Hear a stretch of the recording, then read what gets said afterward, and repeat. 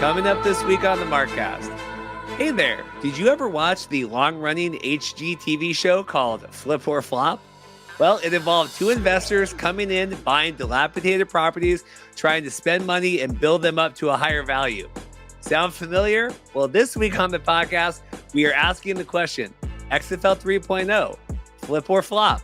The bigger the disaster, the better the makeover. We turn distressed properties into beautiful family homes. And we love what we do. Big time show this week. 5 outstanding guests. First and foremost, one of the lead broadcasters for XFL on ESPN, Matt Barrie, stopping by the program. You're up against conference tournaments. You're up against March Madness. And for the numbers to still be what they are, you can't compare the two with the 2020. And I know that's the natural thing to do. But when it's all said and done and you look at it, what it's up against in its time slot, I think there's every bit of the reason to be optimistic about where this is. And then you wanted him. We got him. Everything you would want to know from XFL insider Mike Mitchell approaching the midway point of the XFL season. Attendance, marketing, ratings, everything. We got you covered with Mike Mitchell, an hour and 25 minutes. If you ask anybody close to me, anybody I've talked to about this, I didn't feel the same anticipation or buzz, maybe not just from personally, for this league that I felt for the XFL in 2020. And, and it has to do a lot with the lack of promotion, lack of buildup, lack of energy spent. That is part of their strategy. I honestly don't think it was a great strategy.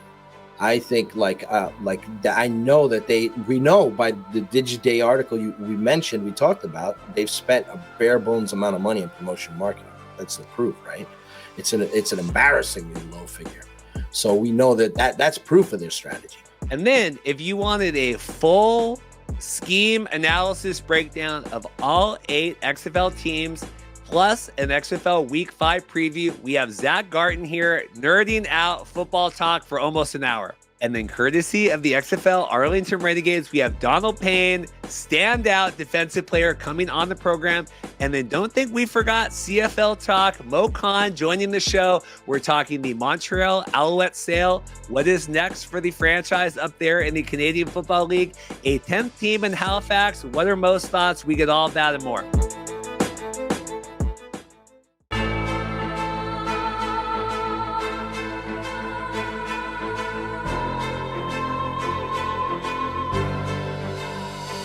Hey guys, welcome to the Markcast. Reed here. Going to keep this so short today. I got it promised everyone on Twitter. 3.5 hour max, could be the longest episode to date. I apologize. Mike Mitchell and I went long. Tons of great stuff there. Zach and I went long. Tons of great stuff there. Hope you guys enjoy. Bookmark it. Come back. It'll be all time coded. Huge thanks to Matt Barrie with ESPN coming on, balancing all of those duties, his XFL broadcast duties, spending time to come on the show. Mike Mitchell, as always, extended time with Mike, balancing his work and his family, his job, his covering the Jets, Aaron Rodgers. Crazy week for Mike. Appreciate that. Zach Gartin coming on, and then the team over at the Arlington Renegades, and then, of course, Moe Khan. I really appreciate everyone coming on this week. Couldn't do it without everyone's support. One huge plug from me, and just to ask if you guys have a moment. We have been nominated. I posted this on Twitter. Very exciting for the best sports business podcast of the year through the Sports Podcast Group. Tremendously exciting. Don't know how us as an independent podcast kind of got past, the checks and balances here, but nominated, honored to be nominated, honored to be included. Mike Mitchell and I talk about it a little bit in our interview. We got the Sportico people over there mad that they weren't nominated. Oh, we didn't fill out the application. Well, we are here. Really some heavy hitters. We have Sports Illustrated in there. We have DraftKings in there. We have the Sports Business Journal and New York Post with John Oran, that podcast over there. A couple other independent ones as well. Really appreciate it. I'm going to include the link in the audio and the YouTube descriptions. You can sign up for a free account. Mike Mitchell did it. People have done it. I posted it on Twitter. Doesn't seem like it's too challenging to make a free account and do that. So would really appreciate that. Voting closes April 6th.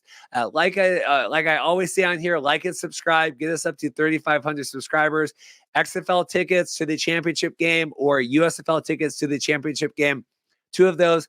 Hopefully we can hit that 3,500 subscriber mark, but please vote sportspodcastgroup.com, but I'll put the link in the description. Thank you guys all so much. We'll see you at the end. We have Matt Barrie here, ESPN, one of the rock star. I heard you debating hot dog condiments and everything else over in Audi Field on Sunday. How are you doing, sir? That's the beauty of the XFL. You get football and you get a little bit of those conversations mixed in for the entertainment value. So I'm doing great. Look, we're heading to the midway point of the season. It's been fun to this point, and I've enjoyed every one of our games and just being a part of this league. Yeah, what is it, coming into this now and being a part, better than you expected, worse than you expected? I didn't really have any expectations, to be honest with you. I knew that I wanted to be a part of it because I like the idea of being on the ground floor or something. And I know this is the third iteration of it, but it was a startup again. And so that was intriguing to me. I knew a lot of the names that were playing in the league. And so I knew that there was potential for some really high-level football because of some of these guys that I've obviously covered in college and then what some of them were able to do in the pros.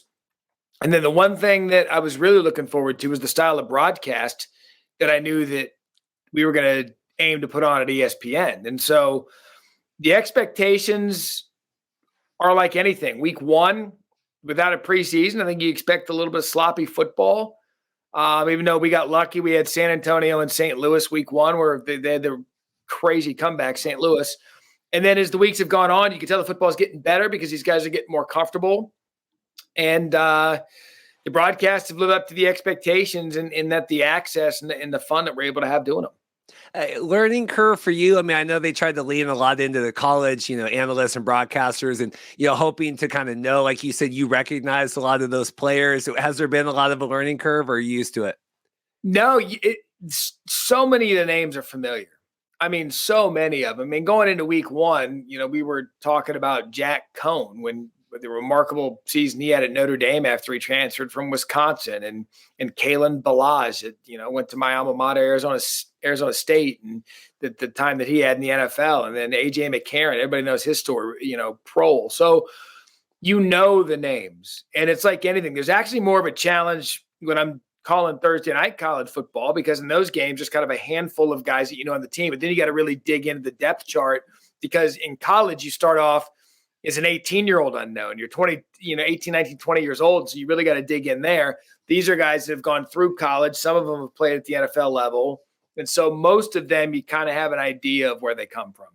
We're actually having a discussion today kind of in our little XFL media group. In terms of talent level, has anyone surprised you maybe that did belong or didn't belong, or has the talent level been as high as maybe you expected? So look, I think, and Galloway was talking about it in one of our broadcasts, or maybe it was after the broadcast, that Ben DiNucci is going to be on an NFL roster again.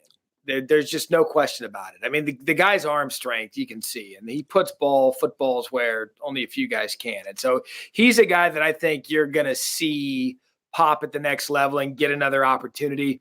Ja'Cour Pearson, he's another guy, a receiver. And on a team that's got Josh Gordon and got a lot of other, he's a leading receiver in the XFL. And so there are some guys that the running back for, he's escaping my name now, Ellison, the running back, is he a Seattle guy as well? Okay, so maybe I just like the Seattle guys, but he's another guy that's going to pop. Abram Smith, the running back we had last week, he was the number 1 overall pick, went to Baylor, big kid, fast kid. There are some players out there that you look and you say, well, wait, why? What's going on here? And I think a lot of these guys are going to get a look and get an opportunity. Matthew Sexton's a little dude for Vegas. I think he's 5'10". He's that little slot guy that can just find his way in and around the ball. So there's a lot of players that when you look at these rosters and you're enamored by the Martavis Bryants and the Geronimo Allisons, it tends to be some of the other guys that end up stepping up. It's cool. Yeah, I mean, someone like Sexton, we've tracked since 2020 in the spring league and kind of going through all that stuff. So it's cool to see. In terms of like your other colleagues, ESPN, like, are we all excited?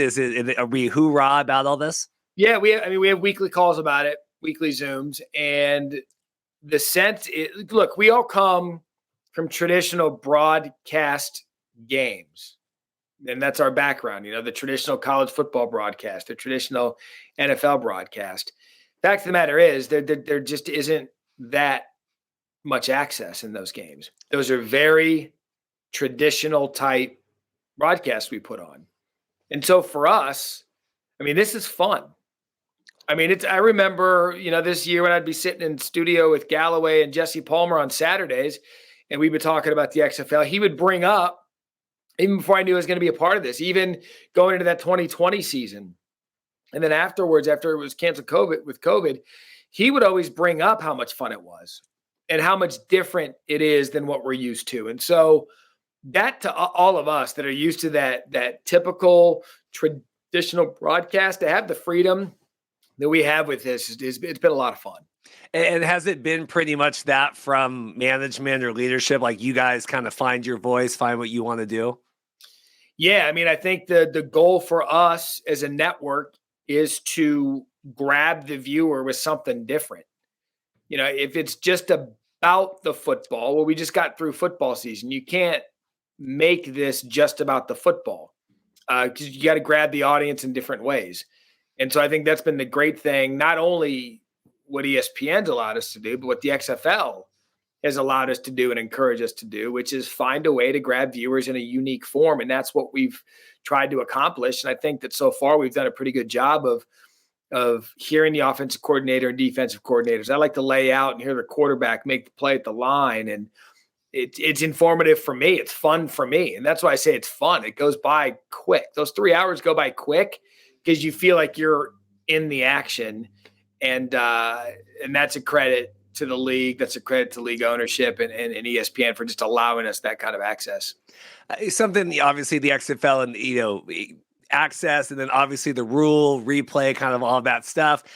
Been mixed results, right? Dean Blandino, friend of the show, he's been on it. I know he's doing his best. Been mixed messages about that. What do you make of the rules? We had kind of the review on Sunday. Rob Woodson, I thought he was going to need to be put in a straitjacket, taken off the field.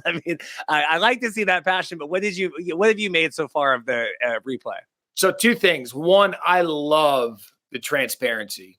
Love it.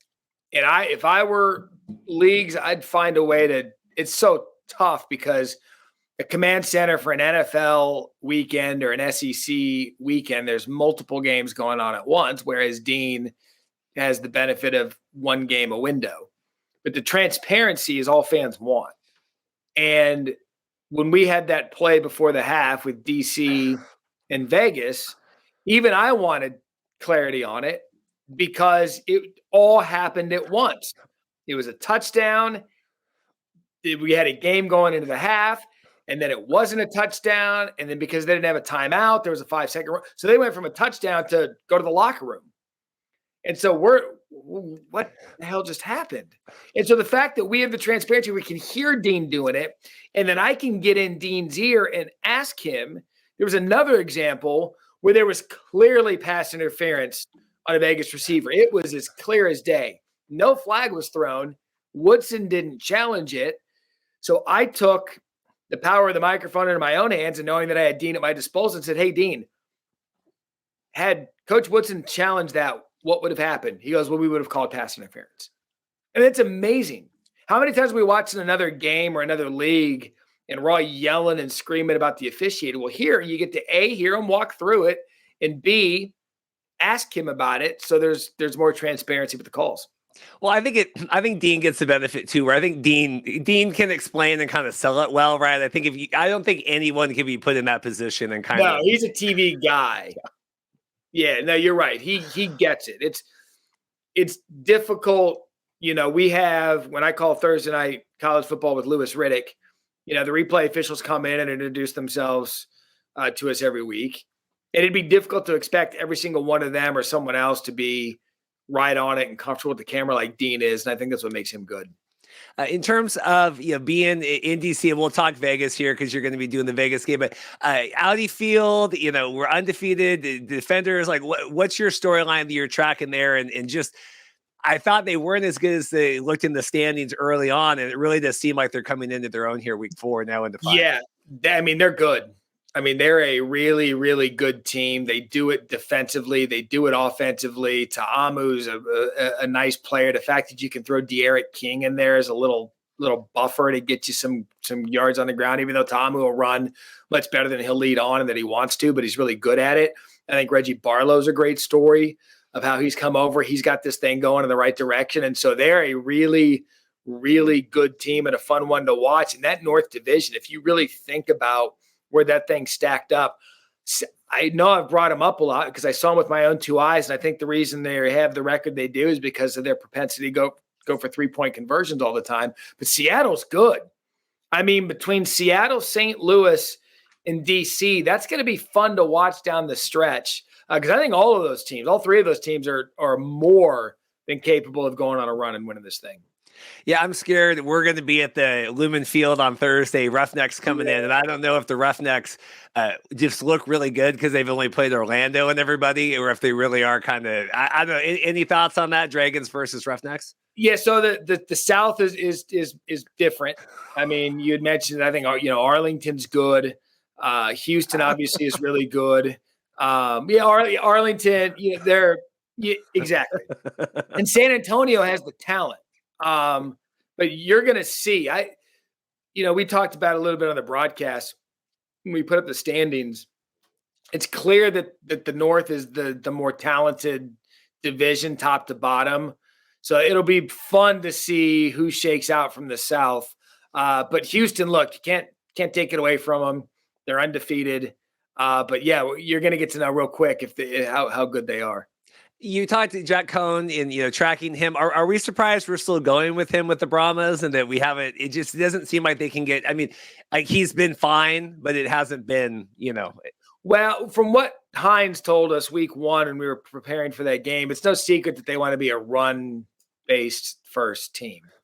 And I think if they can get Kalen going and get the running backs going, the kid from Florida State, if they can start getting that going, I think it's going to open up a lot for Jack Cohn, because there were times in our game where the run was just stymied and stopped and he couldn't get anything going. I think he's one of those quarterbacks that would benefit from a Jacquez Patrick and some of these other guys and just to kind of get some rhythm, play fake, tight end, Alizé Mack, whatever you got to do to get that thing rolling a little bit. I think he would benefit from the run game continuing to progress, similar to what we've seen at DC.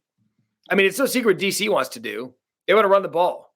I mean, they've got two really good running backs in Raquel and Abram Smith, and then they have the opportunity to sling it. And so, look, in this league, it's interesting to see some of the quarterback decisions, but like I said a minute ago, we're reaching a halfway point. If decisions and switches are going to be made, I would assume that it'll happen within the next week or so.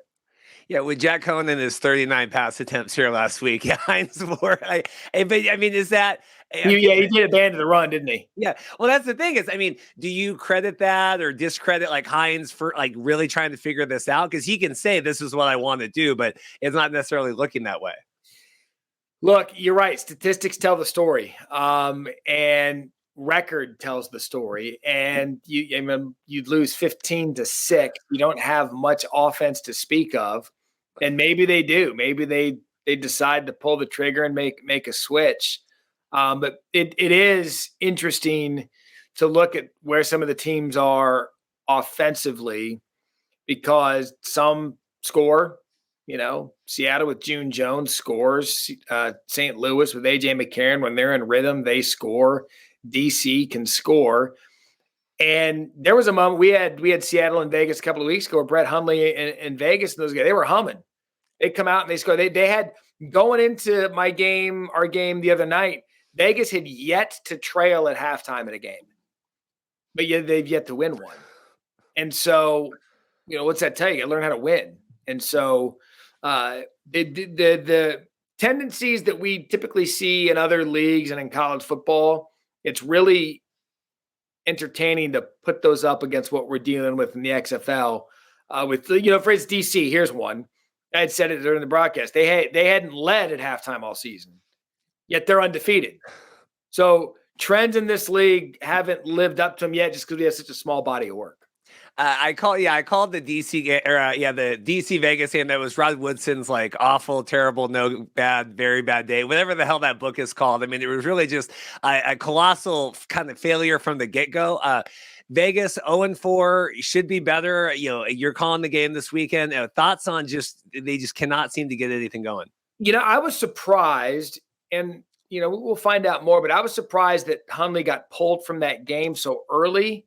They said it was a performance thing, but I don't know that it wasn't an injury thing because of what Brett did to his hamstring or his leg the week before, because he was moving him down. Remember, they missed a field goal early, and I know that he fumbled the snap, and DC took advantage of that first play of the game, but I don't know that it was performance-based.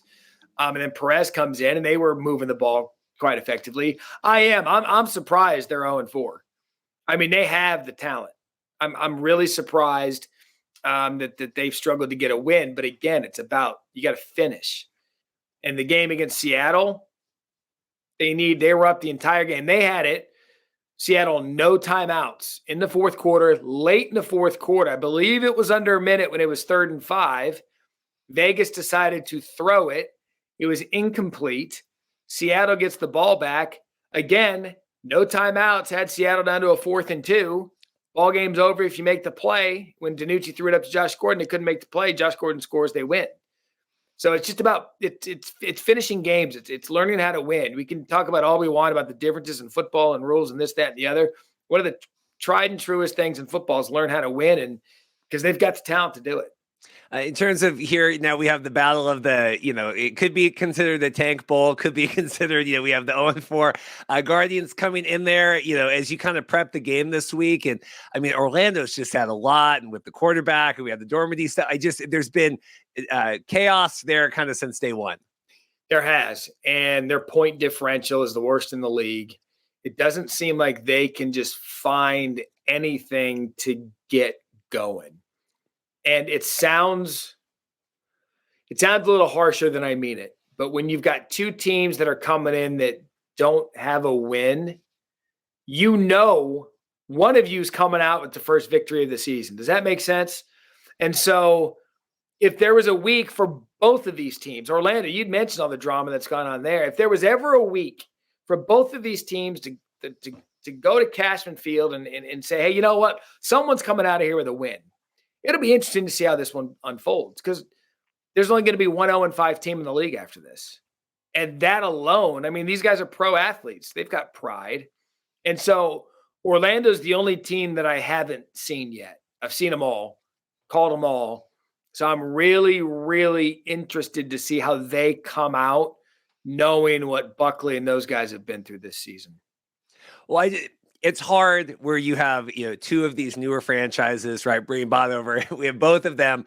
It certainly doesn't help attendance in Orlando to have it be 0-5 or attendance in Vegas. Like, you really would wish that both of these new franchises would find some modicum of success. You have to, yeah, because here's what I'll say about some of these cities that have been, like San Antonio. We were there week 1. There was 25,000 people there, close to it.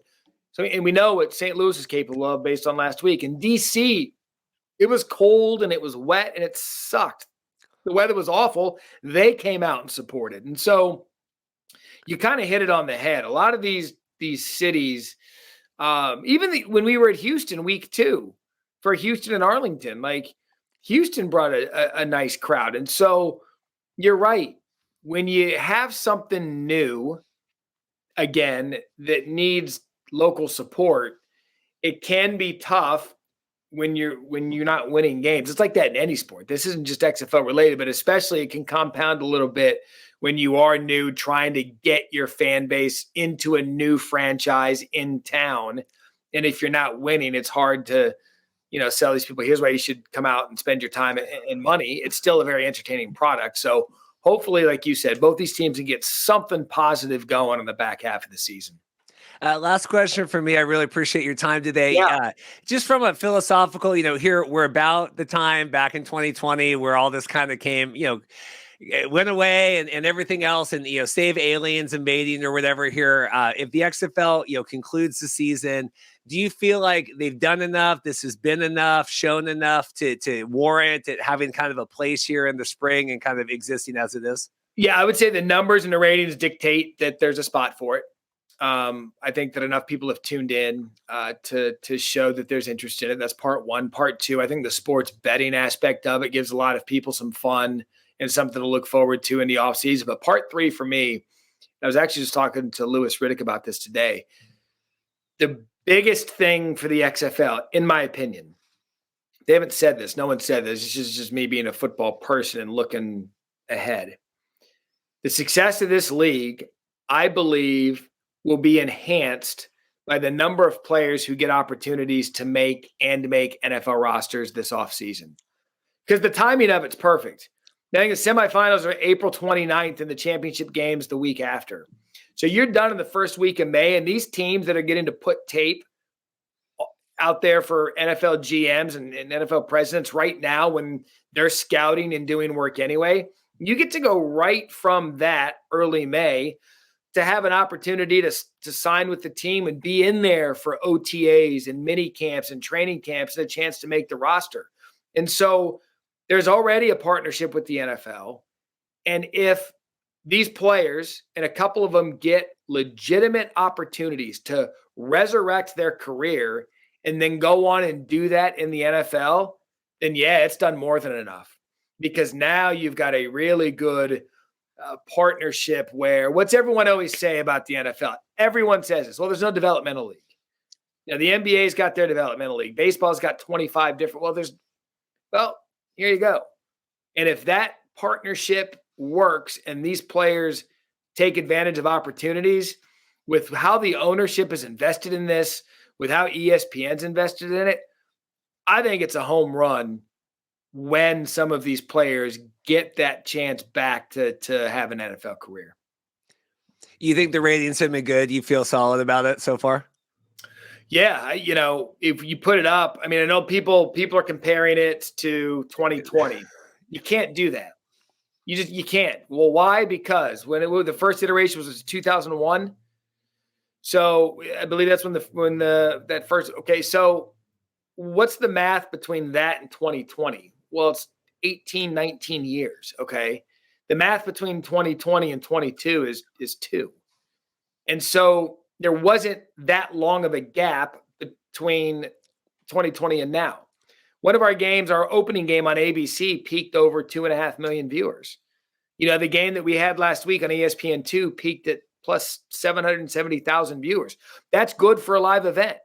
If you put it up against other sports, that's good for a live event. It's all relative based when you start comparing it to other leagues and things that are going on. 2 weeks ago? We were which week was it? 3 weeks ago. I think it was week 1. We were up against Tiger Woods, John Rahm, and we were up against the Daytona 500. And we were still getting over 2.5 million viewers. I think we averaged out, at 1.7 mil off the top of my head. But it's all, look, you're up against conference tournaments. You're up against March Madness. And for the numbers to still be what they are, you can't compare the two with the 2020. And I know that's the natural thing to do. But when it's all said and done and you look at it, what it's up against in its time slot, I think there's every bit of the reason to be optimistic about where this is. Well, you also can't, and I'll let you go here, I promise. You can't compare, 2 games on ABC and Fox and ESPN to 2 games on FX and 2 games on ESPN. You can't. It's very different clearances there. There's a reason. Look, the networks are networks for a reason. And it's about TV households and being accessible. And so, it's no secret. ABC primetime in college football trounces ESPN primetime college football. That's just the way it is. That's how the network system works. And so, yeah, I've seen enough, I've been around enough, and I've heard enough to where I know that there's a lot of excitement about where this is. Well, Matt, I really appreciate your time. Busy guy. It means a lot for you taking time to come on today. So thank you so much. Absolutely. Anytime. I enjoy your work on social media and your support of the league. So it's been a lot of fun to kind of get involved in this with you. Good. Thank you so much. You bet. Well, if you ever doubt this man's commitment to alternative football, on the day that Aaron Rodgers committed himself to the Jets and 500,000 more USFL viewers and a lot of XFL and watching the Pat McAfee show. 500,000, crazy. We have Mike Mitchell here. How are you? I'm doing well, Reed. Thanks for having me on. And before I forget, I want to congratulate you, you and your show being nominated Sports Business Podcast of the Year. That's really awesome, man. You put in such hard work. When you step back and think about it, you go, well, he's interviewed league executives, coaches, players, commissioners like Randy Ambrosi, writers, sportscasters, all that. Kevin Seifert's, crazy football writers like myself. So you run the gamut, all across the board. So it's nice to see you get some recognition. However, Reed, just to let you know, my inside sources tell me that some guy named Scott Slapstick or something forgot to apply. It's a rough sportico, in this landscape to try to get recognition. But when you forget to apply, you don't deserve to even be considered. So that's just the way that goes. It was so funny. So first off, thank you very much. We're up, and I'll try to remember to preface the intro for the show. Please vote. I'll post the link and stuff. We got nominated, for like Sports Business Gallery. I have like a hair on my face. Sports Business Podcast of the Year. Heavy competition, like Sports Illustrated's up there, DraftKings. What I really like about it is I've been trying to get John Orand on for a really long time with the Sports Business Journal. So now that maybe we get to go to like a green screen party, green room party, whatever. But I tweeted out, hey, please vote for me. We're independent podcast. And Scott, the editor in chief over at Sportico, retweets like, well, I forgot to apply. That's why we're not there. I'm like, Scott, you're the editor in chief of Sportico. Like, I do this out of my bedroom here. Like, that's gotta be frustrating for, that's an actual sports business site, a very good one at that. But the pettiness, I mean, come on now. I mean, why pick on an independent guy who dedicates his time to this and works very hard at it? I mean, what you've pulled off is pretty damn impressive. It's a lot easier for, John Arend and all those people to book guests. It's a lot harder for you to do it. So it's taken a lot of hustle for you to get notoriety and recognition. So for someone like Slapstick to go out there and take a shot at an independent guy saying, oh, I forgot. I would have applied. If I would have applied, you wouldn't have even gotten recognition. That's just, low class. Well, so I mean, I'm sorry. That's just, and I've listened to Slapstick in a few interviews, interviewed Danny Garcia and a few others. I mean, there's nothing really there. There's no real insight coming from him. So I even if he had applied, I wouldn't nominate him. So there goes that, Reed. You can't say any of that stuff, but I don't really care. So I mean, it's just like I wouldn't have said anything about it. And mind you, you and I are not going to match. We'll try, but we're nowhere near going to match Aaron Rodgers' appearance, future Jets quarterback appearance, on who I consider Pat McAfee, a former XFL sportscaster. That's how I consider him. We're not going to match the amount of views that Pat McAfee got with Rodgers today, whenever this airs. But this, we're recording this on, I guess it's Wednesday night. Yeah, but we won't come close. We're just going to come up a little bit short. But it is what it is. Well, that has to have been like one of the highest viewed, whatever broadcasts on YouTube. But I know in the day that I was nominated for that, I was also asked for an appearance fee from a CFL reporter. So it was really like the highs. I'm like, I don't think you understand what this is. Anyway, people aren't here for that. People are here. Mike has been chomping at the bit. We've been trying to, Mike's balancing, his family and real work and Jets work and everything else. We have Mike on. I've been brainstorming all week. Hey, what is the theme of this show, right? We've interviewed Matt Barrie here with ESPN. He's talking on the show as well. Should be a good one. There is a long-running HGTV show with a husband-wife where they come in, they buy kind of decrepit or, forgotten houses, right? And then they try to build them up and then sell them. And the show is called Flip or Flop. That is the name of the show. And so we're going to go today. Mike, XFL 3.0, flip or flop? Flip. I can't call it a flop. It's funny. There's so many gray areas to this, Reed, because if Danny Garcia, Dwayne Johnson, and Jerry Cardinal had started their own league, let's just say they ignored the XFL, they didn't buy it out of bankruptcy. Even if they had started their own league, whatever they had called it, the Opportunity Football League or whatever, they still would have been measured up to the XFL in 2020. So there was no getting around that. And the XFL in 2020, I've said this for the longest time, of these leagues that I've followed for many years now, of these leagues, it was the best new league, best first-year league that I have seen. Now, they had their flaws too, don't get me wrong, and I certainly criticized them and wrote about it and made some enemies along the way by doing so. But that was a really good product, and it was well promoted and marketed. And, say what you will about the man, but Vince McMahon is a pretty good brand builder. So you have to kind of give him credit on that one, right? So, I mean, that's the story there. And he hired great people.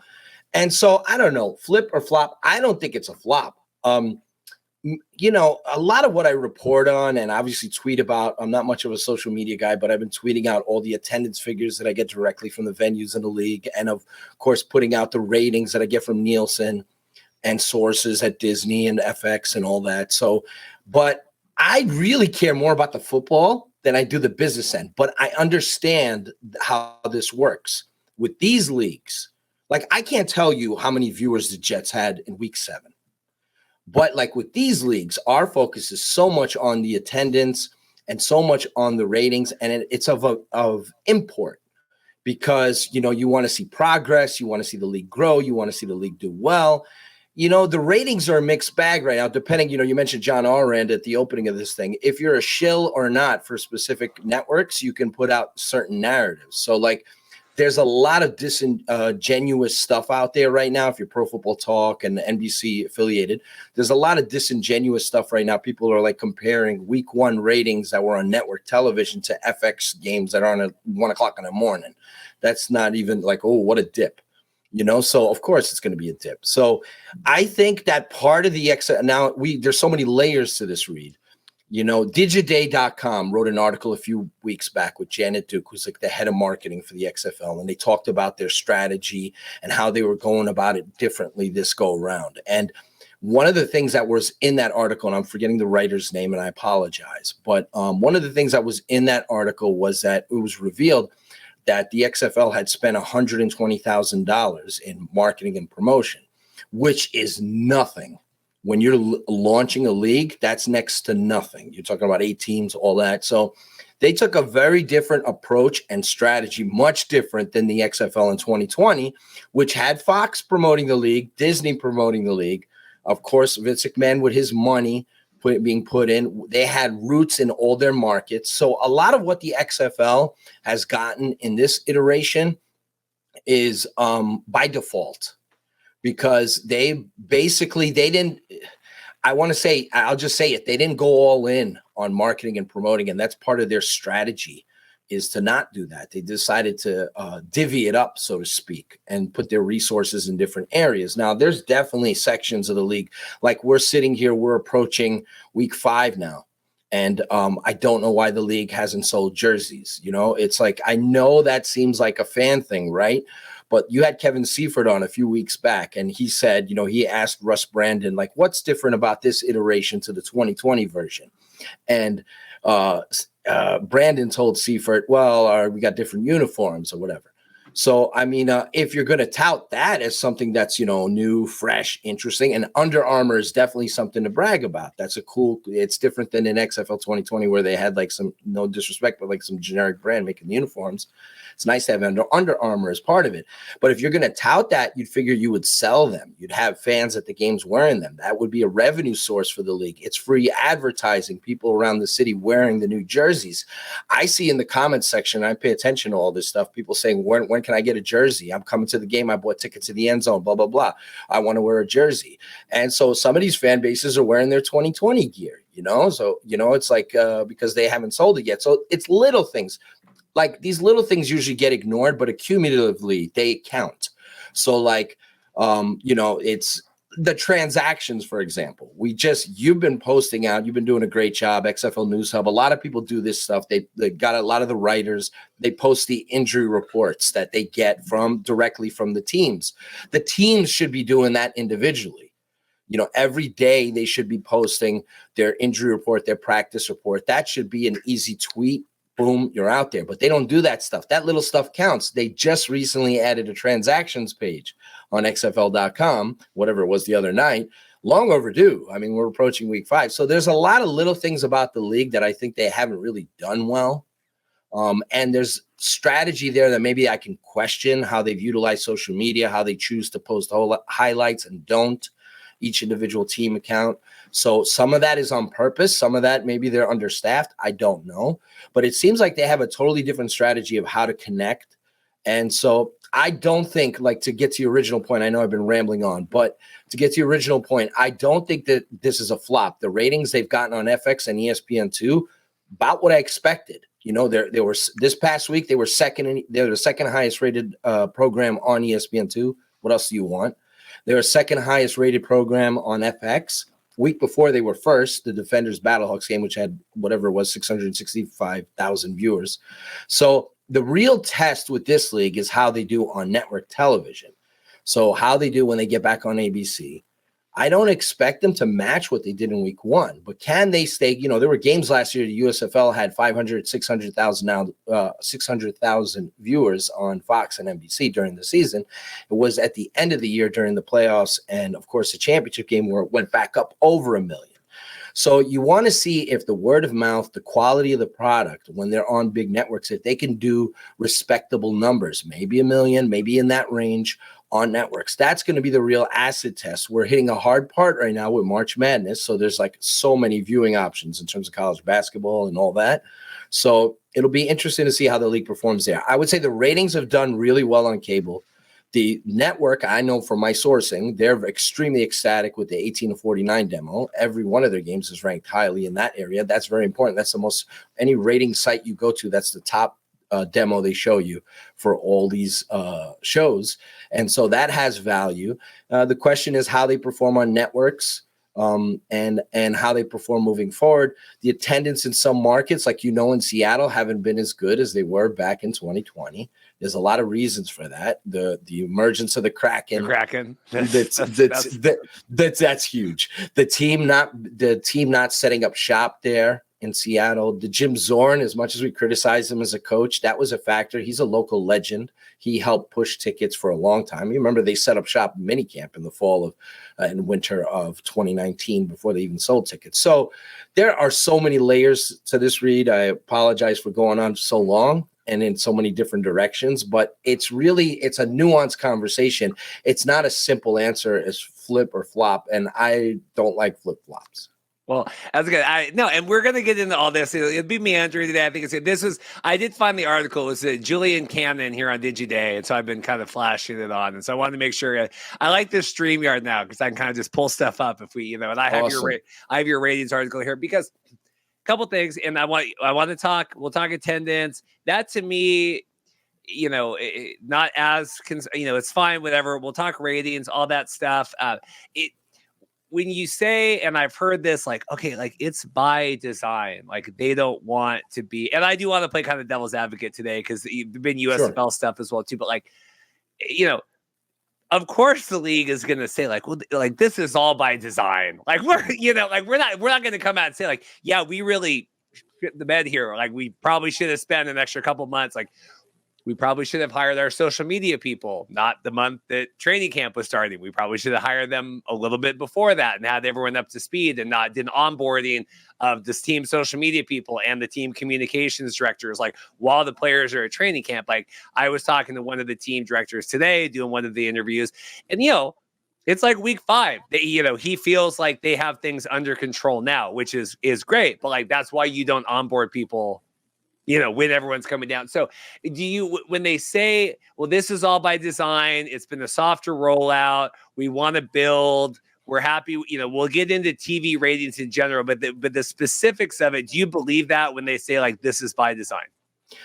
Their financial plan, kind of, yes. I'll tell you why. Because if you look at their league, right, this is a lot different than 2020 in the ways I've already mentioned. But if you look at it, they have a hub, right? So they're saving money that way. They're saving money on teams traveling. They save money on having facilities in local markets and renting places. So a lot of what Redbird has done has been to like save money, to have more of fiscally responsible approach to this league than, say, Vince McMahon had. So I do think that and I know this too, that the expectations for week one were higher on network television. They thought they were going to do better than they did. Yes, the world's changed a lot in the last 3 years. The streaming world boomed. People got YouTube TV. They got all this different stuff. I watch the games on ESPN Plus, my laptop, all that. And that's changed for me big time. So yes, that's definitely been a factor, but they expected better ratings in week one than they got. And I think one of the mistakes that they made is assuming that, okay, XFL 2020 built up a nice brand. They had a great following. We'll just inherit that again. And if you just add Rock to it, that Rock's promotional power, his marketing, his 14 million followers on Twitter or whatever, et cetera, all the millions of followers he has on Instagram and everywhere else, that if you just add him, that this league will match or better what they did in 2020. And I could have told you that 2-3 months ago that wasn't going to be the case. So they expected to do a little bit better than they did in the opening week. I don't think it's a complete excuse. Like I said, a lot of what they've done is bare boned in these individual markets. Like they haven't gone all in marketing and spending money and marketing and promoting. And if they had, I think they would have better attendance. But then there's the trade-off, right? How much did you spend to market and promote? And how many more people did that equate to? So, I mean, there's that. So they have a 5-year deal with Disney. Now, a lot of people don't know the specifics. We've talked about that they do have a rights deal. Sportico did report. We mentioned them. Sportico did report. I've had Sportico reporters on the show. I know. I mean, it really shouldn't be that contentious of a relationship. I know. So, but they reported that the 5-year rights deal is up to $150 million, right? So for that's what Disney is paying the XFL. The reason why the league hasn't come out and said that, because from what I've heard and what I've reported, is that there are a lot of incentives and escalators involved in the deal that you can't just put down a certain number and say it's 120 million, it's 135 million, because there's a lot of now whether or not they're reaching all those incentives in terms of what they projected in terms of ratings for cable and all that, I don't know. I do know that Disney's very happy with the cable numbers. That's why those games were flexed. They figure if we're doing nearly 700,000 viewers on FX for the Battlehawks and Defenders game, which was 665, we can do a lot better if we put it on ESPN. Now, if I were them, I would flex some other games out. They have, in week 6, they have 2 ABC games. Now, I don't know if they can make this work because there's logistics involved and everything else.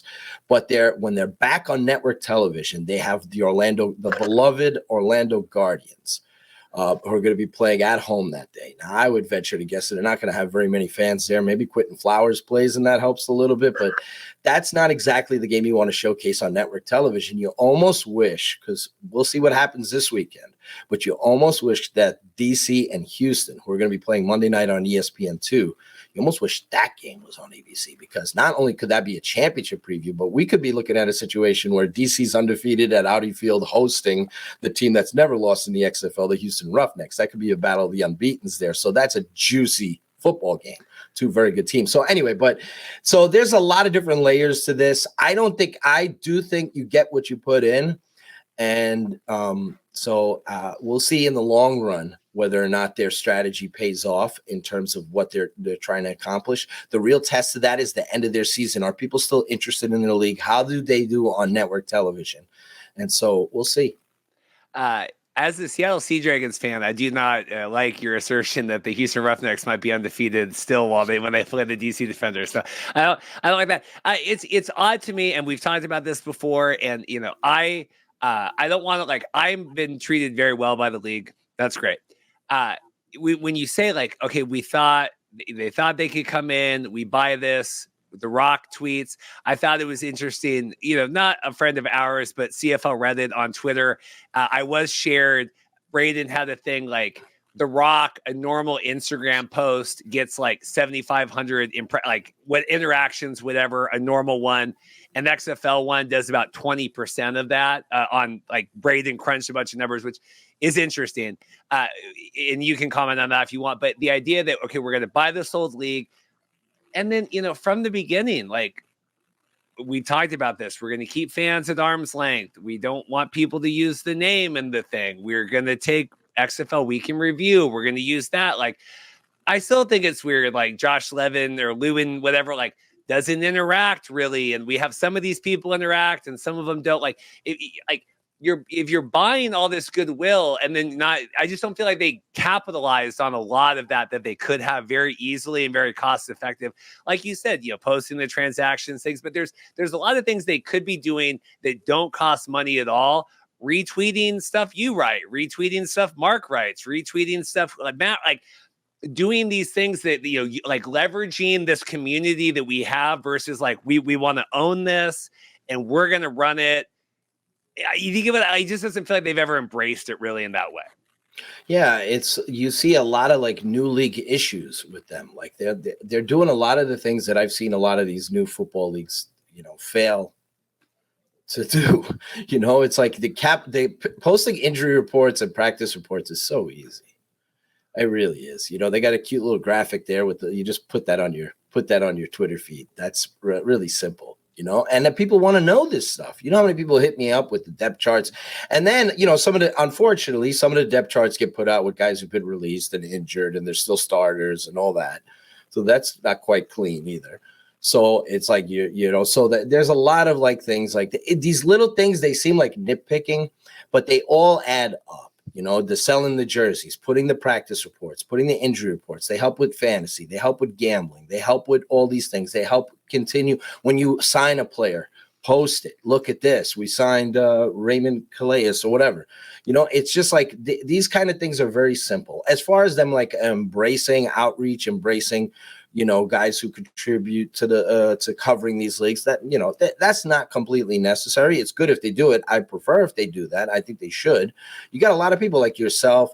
It's fun. It's great to see Brandon Perna and Flemlo Raps out there that are doing great videos on the XFL every week. That's thank goodness, they're not pulling a USFL and pulling down that stuff like the USFL did last year.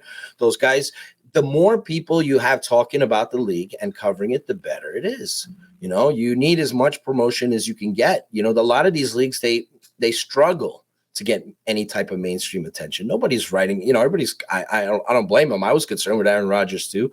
Nobody's thinking about the Seattle Sea Dragons, and mainstream sports fans are not thinking about the Sea Dragons receivers against the Roughnecks defensive backs on Thursday night. It's like, so you need to get the word out and promote. And that's my opinion on it. Maybe their strategy works out.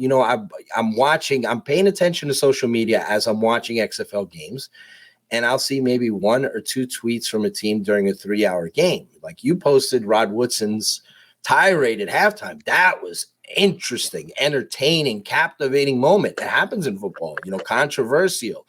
So it was cool to watch. And you look all over, so you can't find it anywhere on social media. You can't, unless somebody goes out of their way. Now, I do know the league has made a strong effort. They don't want to be I hate to say this because I'm not really taking a shot at Bailey Carlin, who ran social media, but they're not looking to be that type of social media presence where they're joking around and doing all that kind of stuff, which Bailey's awesome at social media, no doubt about it. And I know they made a concerted effort to retweet and post fan accounts. So you'll see fans out there, they'll say something about the XFL, and the XFL will retweet it and put it on their main page, which is cool. I have nothing against that. I think that's really cool that they're doing that. But I didn't see that this weekend. I agree. To cut in, I saw that the last 2 when we were gone, whatever. This last weekend, because like you were saying, we were talking like the Battlehawks game. Wasn't a lot coming out, the Vipers game, but I did notice a severe drop this weekend of them. I don't know who runs the actual main account, right? Like we know most of the people that run, Haley or Leah, like I don't know who has the finger on like the nuke button of that main account, but that was not utilized this weekend. I did notice. Yeah. And after these comments, I'm probably going to be unfollowed by the XFL. So sorry. I'm just keeping it real, So I'm not hating on anybody on the staff members. No. I just think I think part of this is a little bit strategy, to be honest with you. Like I think there's like a clear, like they're steering away from doing things that traditionally sports leagues do, which is like post highlights. If you watch, like you just pay attention to an NFL game, you watch like the Commanders account or the Jets account, which the Commanders account has XFL people, but from 2020. You watch the Jets account, they post highlights, they post clips, they post pictures, they do all these kinds of things. And sometimes they'll joke around, like the Jets today did the Leonardo DiCaprio meme with him pointing at the TV. Look, I noticed something, with the whole McAfee business. So, you don't have to go like that, but during the game, like, it seems like minimal effort. During the Vipers game, there wasn't any clips, any highlights. You had to look very hard to find them. And I'm watching the game, so I want to watch it there. But you'd figure they would do that to attract people to go, hey, let me check that out. What a play by Josh Gordon or whatever. Let me turn that on. What channel is this on? So anyhow. But maybe it's just me overthinking things. That's possible. But I think there's like a lot of little things that that are not quite up to speed the way they should be. I just thought like they don't do a lot of things that traditional sports leagues do on social media, like post highlights. No, I don't. I've seen like I think I don't know if it's Haley doing it with Seattle. Like they seem good. Like the Brahmas. I don't know if we just don't have equal numbers for all the teams to be able to facilitate that, right? Like I don't know if all of those positions that we want, got filled, but it's just weird to think. Like I think it was even James Larson was like talking, and he had one of the clips of like the Battlehawks, and same thing. Like it wasn't anywhere online. And what is it, the NFL or XFL on the ESPN account, right? Like that's right. The one that they do tweet. And then you can kind of get off of that. But that's no one from the XFL or from any of the teams that seems to be doing that. Yeah, and it seems blatant to me. Like you said, NFL on ESPN, ESPN Sports Center, those handles will tweet out XFL highlights during ESPN too. But those NFL on ESPN tweets a lot of the XFL stuff. Thank goodness. That's good. I'm watching the games live, so I'm seeing everything. But I'm noticing whether or not they're keeping their fans updated, that kind of thing. And I understand they want the fans watching the games live. They don't want them on Twitter waiting for a highlight, that kind of thing. But it's part of the experience of sports fans right now in 2023 is doing it's all you. That's I love, and I got it this last weekend with the 3 games or whatever for the XFL, but being able to sit, watch football all day and just live on my phone and feel like I'm watching this along, texting you guys, messaging, retweeting stuff. See, like that is, like you said, in this day and age, that is how a large portion of people consume. And so you're posting those highlights, not only for the people watching not watching the game, but watching the game. I mean, everyone, the XFL should cover whatever day of the week now they're playing, right? Like if they're doing the doubleheader this Sunday, should be wall to wall all day. Get everyone on there talking about, like, that's how people are consuming this.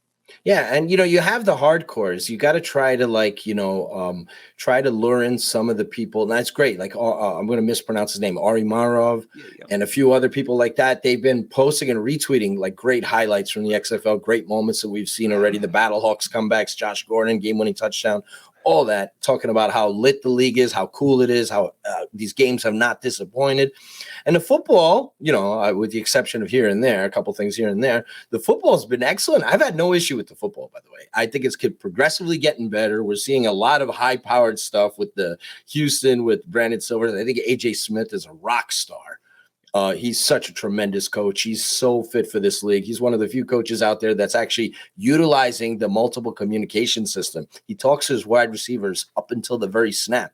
So like those guys, you hear that on television. It's so really cool. It's really cool. So it's like some of these coaches, like no disrespect, but like June Jones or whatever, I know that's your Dragons team, but they refuse to do that, like to I don't know why. You've got multiple offensive players. AJ's looking at the play. He's looking at Kirkland, the coverage, the defense is showing. He's telling Kirkland, okay, run this. And they do it and it works. So that, it's like a cheat code. You should be utilizing that. So there's been a lot of fun aspects and immersive aspects of the league. And I think the quality of the play is like, I don't know, I'm still measuring it to XFL in 2020. I'm measuring it to the USFL we saw last year.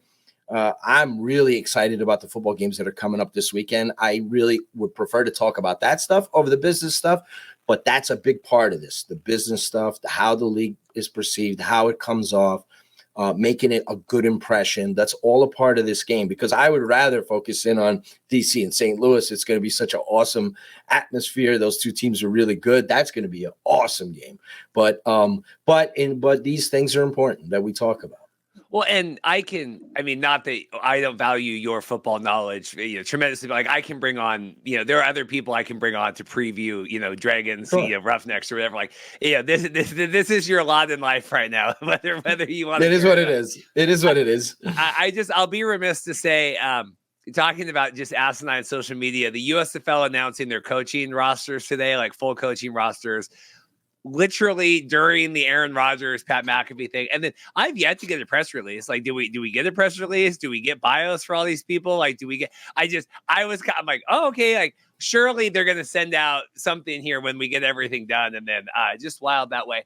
I want to get to ratings, but I want you, because everyone's going to call you Homer Mike, but like objectively where we're at week 5, USFL, XFL versus USFL week 5. How do you feel like the football is living up to what we just saw in April?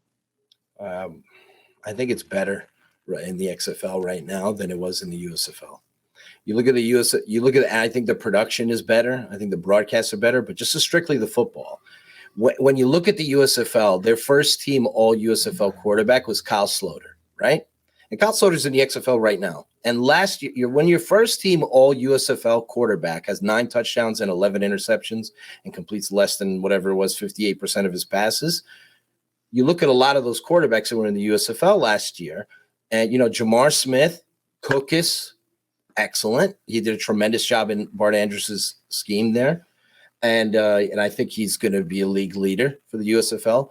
But when I look at the receiver play in the XFL, Ja'Cour Pearson, Josh Gordon, Jontre Kirkland, Deontay Burnett, there are a lot of really good wide receivers in this league. So, I've been impressed with that. So from a football, my opinion, from watching these leagues for 4 decades, nearly, the XFL play on the field has been better. And so now if you're watching a Guardians game, they look very Mauler-esque. So the Guardians are not exactly waving the flag brilliantly there. So, and there have been some ugly aspects. We saw the Vegas field situation with the stupid tracks on it and the issue there. There's been some ugly aspects there too, for sure. Stuff I've written about, talked about. But as far as like the overall play, my opinion, it's been better than what I saw in the USFL. The Vegas thing hurt my heart. I mean, that week, and I was coming back from Mexico, and I was watching the highlights on the plane because couldn't even watch the game, and I watched it when I got home. I'm just watching the highlight, the posted clips. I'm like, A, why would you post that clip? And then B, like, this hurts my heart, Do you? I don't want you to get crazy out of hand. Do you want to address the Marshall Ferguson, Orlando Guardians, and him poo-pooing anything, or do you think we cover that on the Monday show with Andy? Yeah, I think I heard your show. I went back and I listened to it. I didn't hear it live, but you guys did a very good job of covering it. I have respect for Marshall Ferguson as a former quarterback at McMaster. I think he does a good job as a sportscaster. I think, a lot of time what we're seeing, Reed, in this space a lot is tribalism. And it comes from up north in Canada. And I understand that people get very defensive and they want to poo-poo, that people play favorites. There are a lot of like XFL loyalists right now that want to give the USFL respect. There are a lot of USFL loyalists that don't want to give the XFL any shine. So we got a lot of tribalism there. When you're in a professional position, not that I'm always professional, but when you're in a professional position, you really you have to be a little bit more objective. And a little fair. You have to try to be reasonably fair, even if you have an allegiance. And so Marshall, he caught, that game had a lot of big plays. That I'm not saying for better or for worse. I think, I don't know, they had 81-yard pass play. I think there were like 8 plays over 40 yards. That game had a lot of big plays, a lot of points, obviously. That doesn't necessarily equate to an exciting game or anything like that. But Houston with the double forward pass, they're an exciting offense, exciting defense.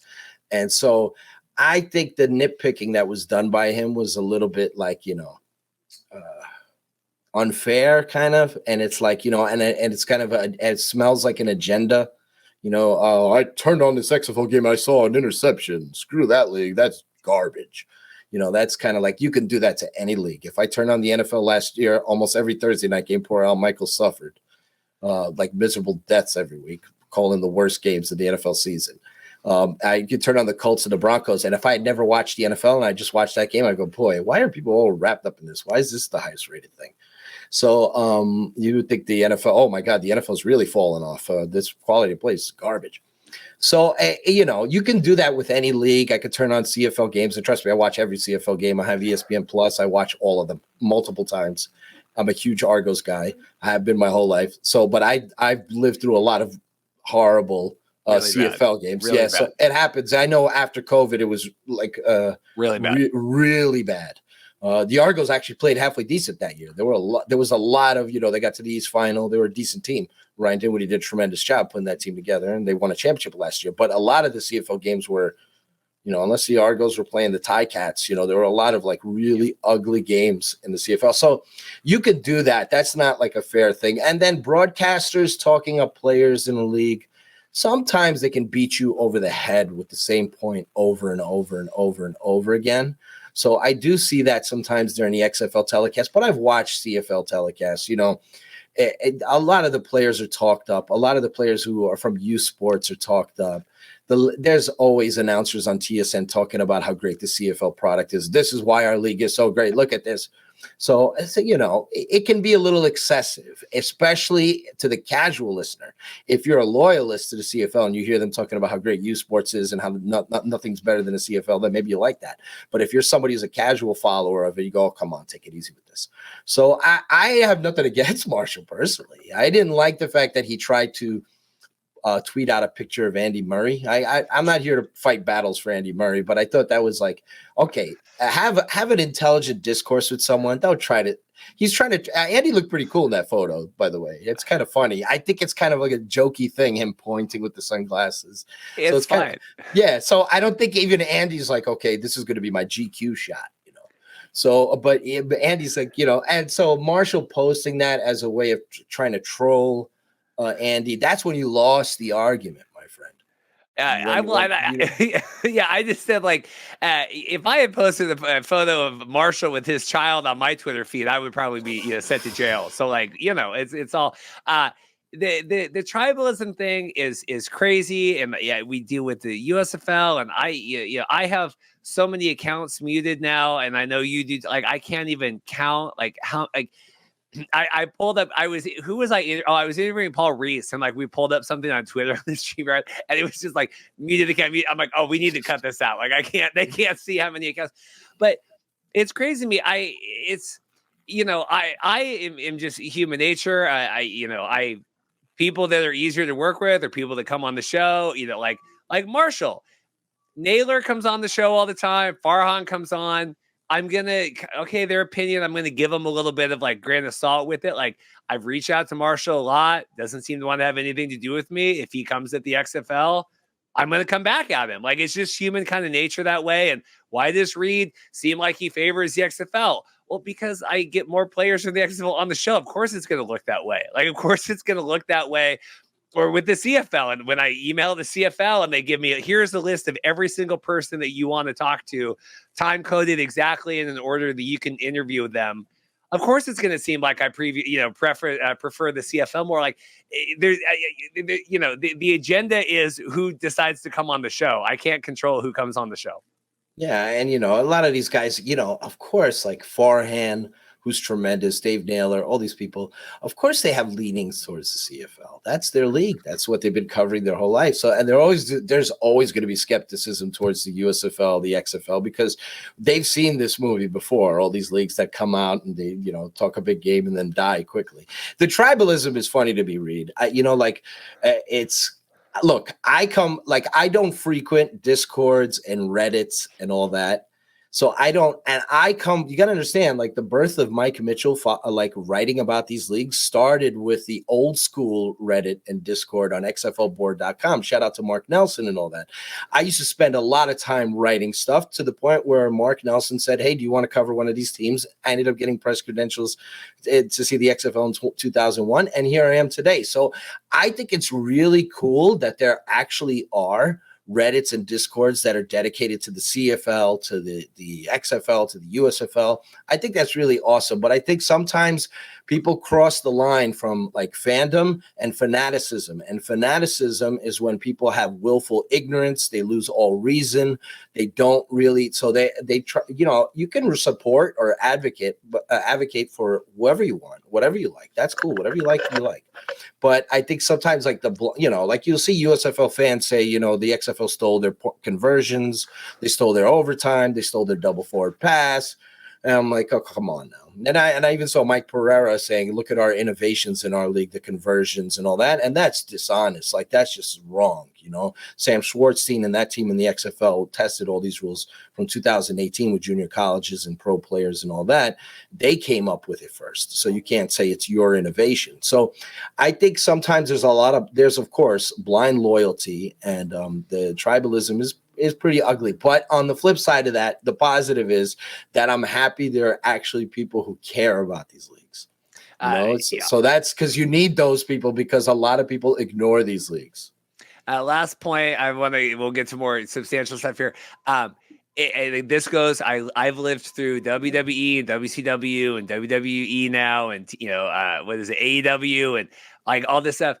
If you think Redbird, Fox Sports, if you think these billion-dollar companies need you advocating for them on social media, you're high. Like, if you they don't. It's like the people that support certain political candidates, and I don't want to get too, but like, if you think that XYZ person cares at all that you're online arguing with your family and getting kicked out of reunions or whatever the hell else is going on, that's it's insane. It blows my mind. These people well, I'm going to spend 16 hours online fighting for Lamar Jackson. Lamar Jackson doesn't care about you, or Aaron Rodgers doesn't care about you, or USFL does not care about you. I hate to tell you that, but they do not.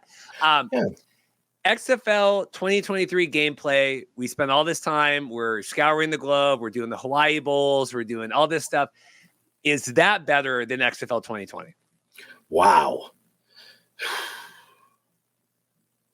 That's a close one. I'd say the receiver play in this league, that's what stood out to me the most, is better. There's more bigger star receivers. We knew in the XFL 2020 we had Cam Phillips, and then there were several other players, and for quality players, no doubt. But I think the receiver play in this league is really what stood out to me. I think the scouting has been very good. I think the Jacob Pearsons, John Trey Kirklands, the number of NFL practice squad players, guys who didn't sign futures deals that signed with the XFL, that happened too in 2020. But there's some real, very talented. I think we're going to see a lot of guys get opportunity. Luke Barku. There's a lot of guys in the XFL that it's a close one, Reed. I got to say, it's I think Orlando drags down. I'm so mean to them, I know, but I think they drag down a lot of the league's quality, because when I look at each individual roster, I see a lot of quality coaches, quality directors of player personnel. Von Hutchinson has done a tremendous job with the DC Defenders. I wouldn't be surprised he's on an NFL front office. Reggie Barlow's done an excellent job as head coach. I look at these teams. Lillibridge in Houston has done a tremendous job. The Muellers. These teams are so well constructed. And then I look at Orlando and I think, nobody, even though the Seattle Sea Dragons, weren't great, and the Vipers weren't that great in XFL 2020, they had good aspects to their teams. Vipers were number one in offense and all that. So even though they didn't have a great record.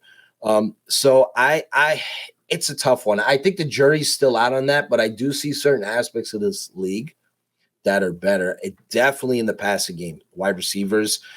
I think DiNucci's going to break a lot of records this league. Silvers, boy, is it great that he's with AJ Smith. He lit it up in the spring league. Look at him right back there. So he lit it up in the spring league with AJ Smith, and he's in the right system. I was a fan of his when he was with the Memphis Express. I thought I was happy when the Dragons got Silvers. I was like a big fan of Silvers in the AAF, and then it didn't work out in 2020. But it's great to see him excelling in that offense. So it's a close call. We think of 2020, we think of PJ Walker, Jordan Teamu. Right now we're looking at Danucci, Brandon Silvers, those guys, maybe some AJ McCarron. AJ McCarron could be a league MVP. I think the quarterback play might be better this go around. It might be better if you look at the top of the top versus the top the XFL. Of course, you have PJ lighting up the world, but Danucci, McCarron, even Silvers are really performing at a high level. Well, I think PJ, clouds the 2020, right? Josh Johnson was coming on, and he had the trade issue and all that, and then he was really coming on in LA. So, he's the strong number 2 there, right? But, PJ, I think we all in our mind, but no, like Cardell was a bust, Landry was a bust, Luis was Luis, right? Aaron Murray was whatever. Like there wasn't, I think that we remember it more that way, and I don't know, that's why I'm asking, because I said the USFL, quarterback talent was better, and I got skewered by, was that Ian Hartitz or whatever, and we were debating that. So, anyway, maybe like you said, overall Danucci and all them, but it is a curious conversation, I think. Yeah, it's a tough one. Like USFL, we know about Cookus, and Jamar Smith did a good job for them, and they're coming back, so that's a good thing. Cal Slaughter has been a disappointment thus far in spring pro football, and I'm a Slaughterhouse guy. Like I wanted him so badly in spring pro football. I watched him tear it up in the NFL preseason and say, when's this guy going to get a chance? And 9 touchdowns, 11 interceptions. That's not really your number 1 quarterback, first team quarterback. So if that's the guy you're saying is your best quarterback, that's the worst quarterback in most leagues. If you have 9 touchdowns, 11 interceptions, you're under 60% completion percentage. So anyway, I do think that we'll see how it turns out the rest of the way. I think when you're comparing these leagues, like the USFL, I think had much better performance from their running backs, like the Bo Scarboroughs, Darius Victors. We're starting to see Morgan Ellison come on for the Dragons. He's a really nice runner. Brian Hill's talented. He's eating. I'm glad he's getting a full opportunity. I've always been a fan of his. Maybe the USFL's tippity top runners are better than the XFL's. I think the XFL's current version of quarterbacks and receivers are better than the last 2 major leagues from what I'm seeing right now from Danucci, McCarron, and Silvers. This Kirkland, what a star. Like he was on the Cardinals practice squad in 2022. He backed up at LSU Jamar Chase and Justin Jefferson, arguably the 2 best young wide receivers in all of football. And so he's getting a chance now, to play. He played quarterback at LSU. We saw how well he threw that double forward pass. I'm so impressed with him. Jacob Pearson's fun with your Seattle team. That 4.2 speed. He's good in the slot. I can see him in the NFL. Josh Gordon, right attitude. A lot of times you get veteran players who come into these leagues and they're just like loafing it, or they're just upset about their lot in life. And he's like reborn. He's been great. So I'm really impressed with the group, the tippy top. I mean, we still have a lot of guys who are struggling. The Jack Cones and Lynch hasn't all been his fault. Jordan's starting to pick it up. Him and De'Ara King are a fun tandem in DC. So I think the football is on level, and in some cases you can argue better if you exclude Orlando. One thing about this, and I do want to get to TV ratings here before we go. I have your article ready to pull up. To spoil that, I think USFL will win this ratings battle here, and I'll get your thoughts on that. What I do think is the XFL is going to get so many guys signed to leagues, right? Like and we've talked, you've reported an XFL in 2020 still has X number of players on rosters and all that stuff. Like, I just interviewed Donald Payne today. Like he's, this is why I came to this league, and it works out, and I get done in April and I'm able to go. Like, I think they're going to ship a ton of guys that are actually not just going to go to camp, but are going to actually stick, right, to be on rosters, not just like Kavontae Turpin. Do you agree, disagree on the talent, the timeline for the XFL here and what we've seen so far with the play? Yeah, I think they're going to have a lot of players that get opportunities. We'll see how many of them there are. I know in 2020, even though they only had 5 weeks of play, it was close to 70 players that signed on with NFL teams. And then, obviously that got whittled down, but 3 years later, over 24 XFL players from 2020 are still in the NFL. We'll see what happens with PJ Walker now. He's a free agent, but anyhow, so we'll see how to Washington. He's not going to Washington. I was trying to say good vibes today. Watch him back up Heineke in Atlanta or with Desmond Ritter. Just get all, but anyhow, but as far as the ratings go, that's a very interesting point that you bring up. We'll get to that. We'll get to that. Talk about the player. Yeah. So I do think that the XFL is going to have a good number of players, some comparable to what we've seen in this space of spring leagues. But the main key with a lot of these players is their opportunities to make teams. So like we saw, so the earlier you get onto an NFL team, the better your chances are. And that's how you get, over 24 players 3 years later from the XFL in 2020, still on NFL rosters. And so I think, maybe they don't have 20 or 30 guys make an NFL 53-man roster. I don't think it would be that much anyway. But I do think getting in there earlier will guarantee that there are more players. Like the USFL last year had one player who made the active roster. Bunch of players who made the practice squads and then end up getting elevated here and there. Some guys made it onto the 53 by the season's end. But when the smoke cleared, only one player, a tremendous player at that, Cavante Turpin, made an active roster. I think with this group of the XFL players, I think we could see a dozen players, over 10 players make the active roster, just like happened in 2020. So there's still a lot of football left to be played. But I do think it's definitely beneficial. It just makes sense. If you can get on an NFL roster in May, it gives you a better chance of getting on one in July. Didn't you get in an argument with one of the USFL people and they were like, they didn't believe you that X number of XFL players got signed and they thought that the USFL had beat that? And am I remembering that right? Yeah. And I had to send them. I had to send them proof. So I had to go back into the archives, go through all my work, and then if you didn't trust my work, which for whatever reason, some people might not, I had to go and get actual documentation from other sites. So, and then they said, well, there are not that many XFL players. And then what was funny was these individuals in the USFL were conveniently forgetting that these players that were standouts in the USFL were also XFL players too. So, and then you coach by XFL coaches, like the Marquise Gates, that kind of thing. So, so it's just funny how that works out. But yes, both leagues have players that are for sure 100%.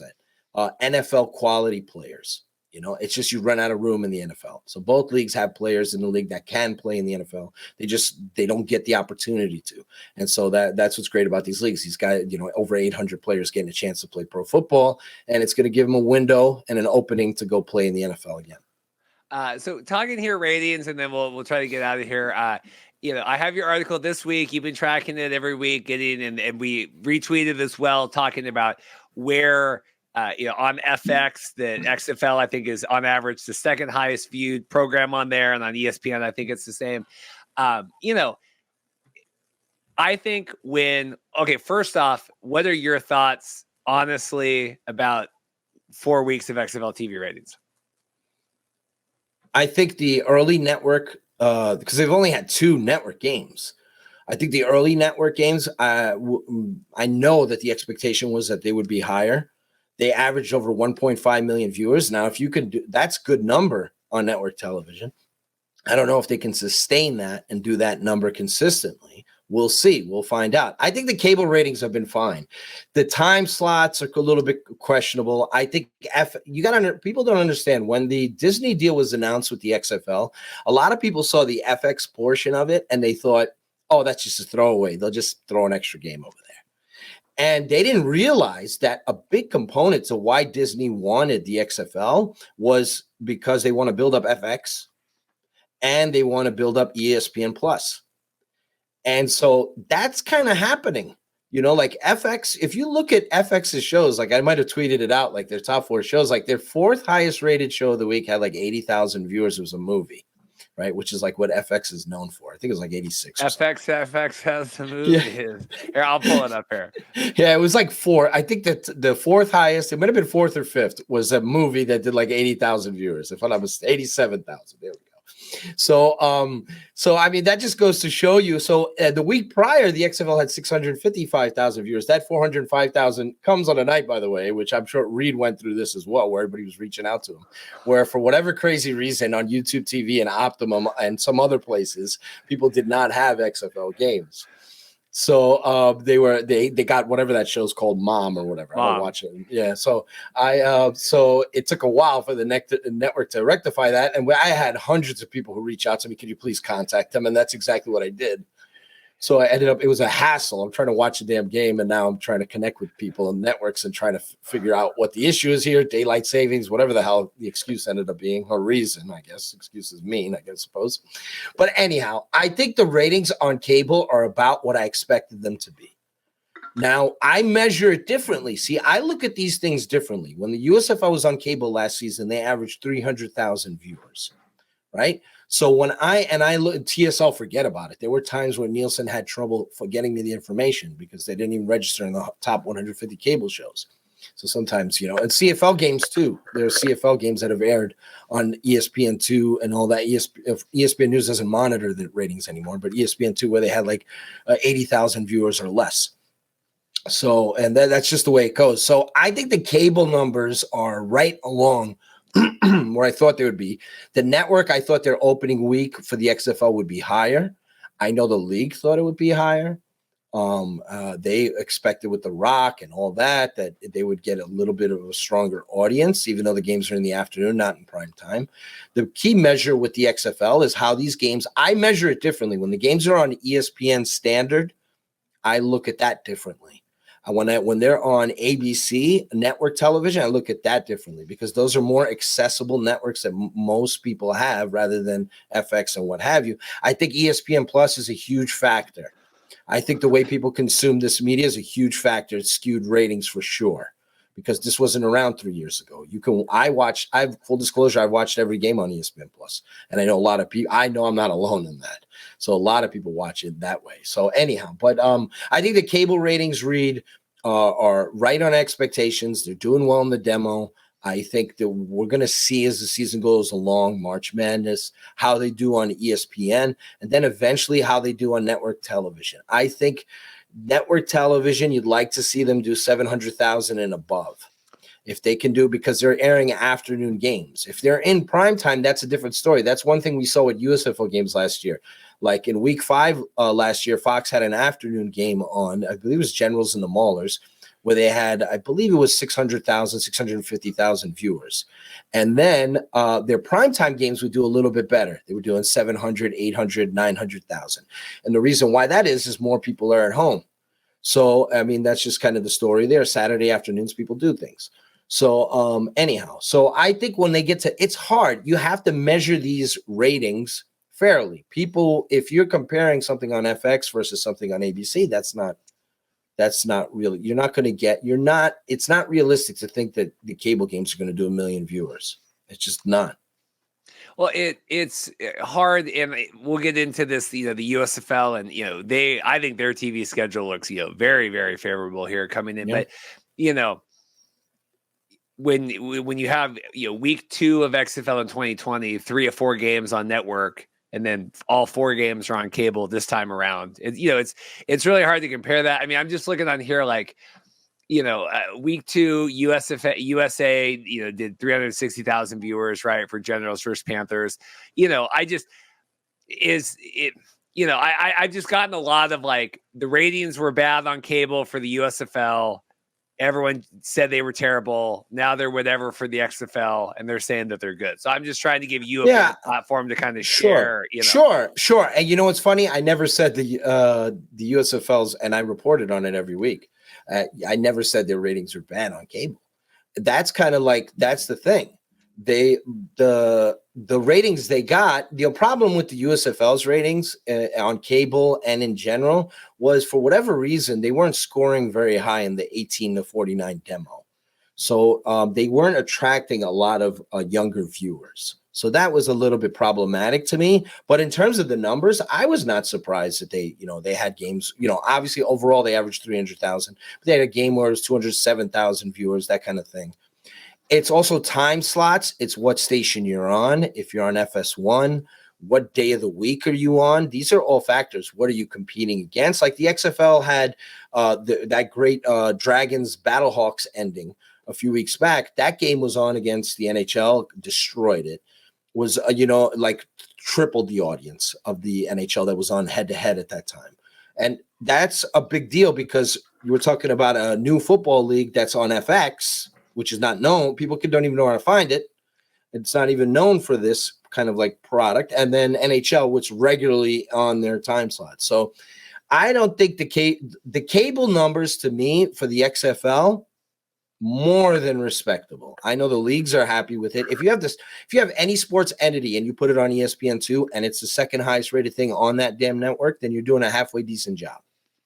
That's my take on it, because you go take a look at the list of all the events that are on ESPN2. And then why would, like, a lot of people would look at that and say, why is the XFL on that list? I'm seeing ACC, Big 12, Pac-12, college basketball, this, that, and the other. Why the hell is the XFL on that list? They're saying that league, the secondary league, the minor league is on that list. But anyhow, so like I said, like when we get into the USFL, what I think is tremendous about their schedule, and this is smart destination programming, is that they have all their games on Saturday and Sunday, and they're not scattered all over the place. So that makes it every week you're essentially turning on Fox, turning on NBC every week. Let me check out my USFL game of the week. What game is on? That is a big thing for me. Maybe I'm old school in that respect, but I like that idea. And that's what the XFL in 2020 had, was every week on Saturday, you knew where the Fox game was. Every week on Sunday, you knew where the ABC game was. So I like that part of the schedule. The network stuff, any ratings you get on network can't be compared to cable. So, but I do think Fox and NBC, having those two networks cross-promoting, that's tremendous. I do think putting them in advantageous time slots is a smart move, like the lead-ins, everything else. That helps, because you want to get people to sample your product. So we're getting close. There are not a lot of instances of this, because the XFL championship game that's going to be on primetime on ABC is not going head-to-head with the USFL.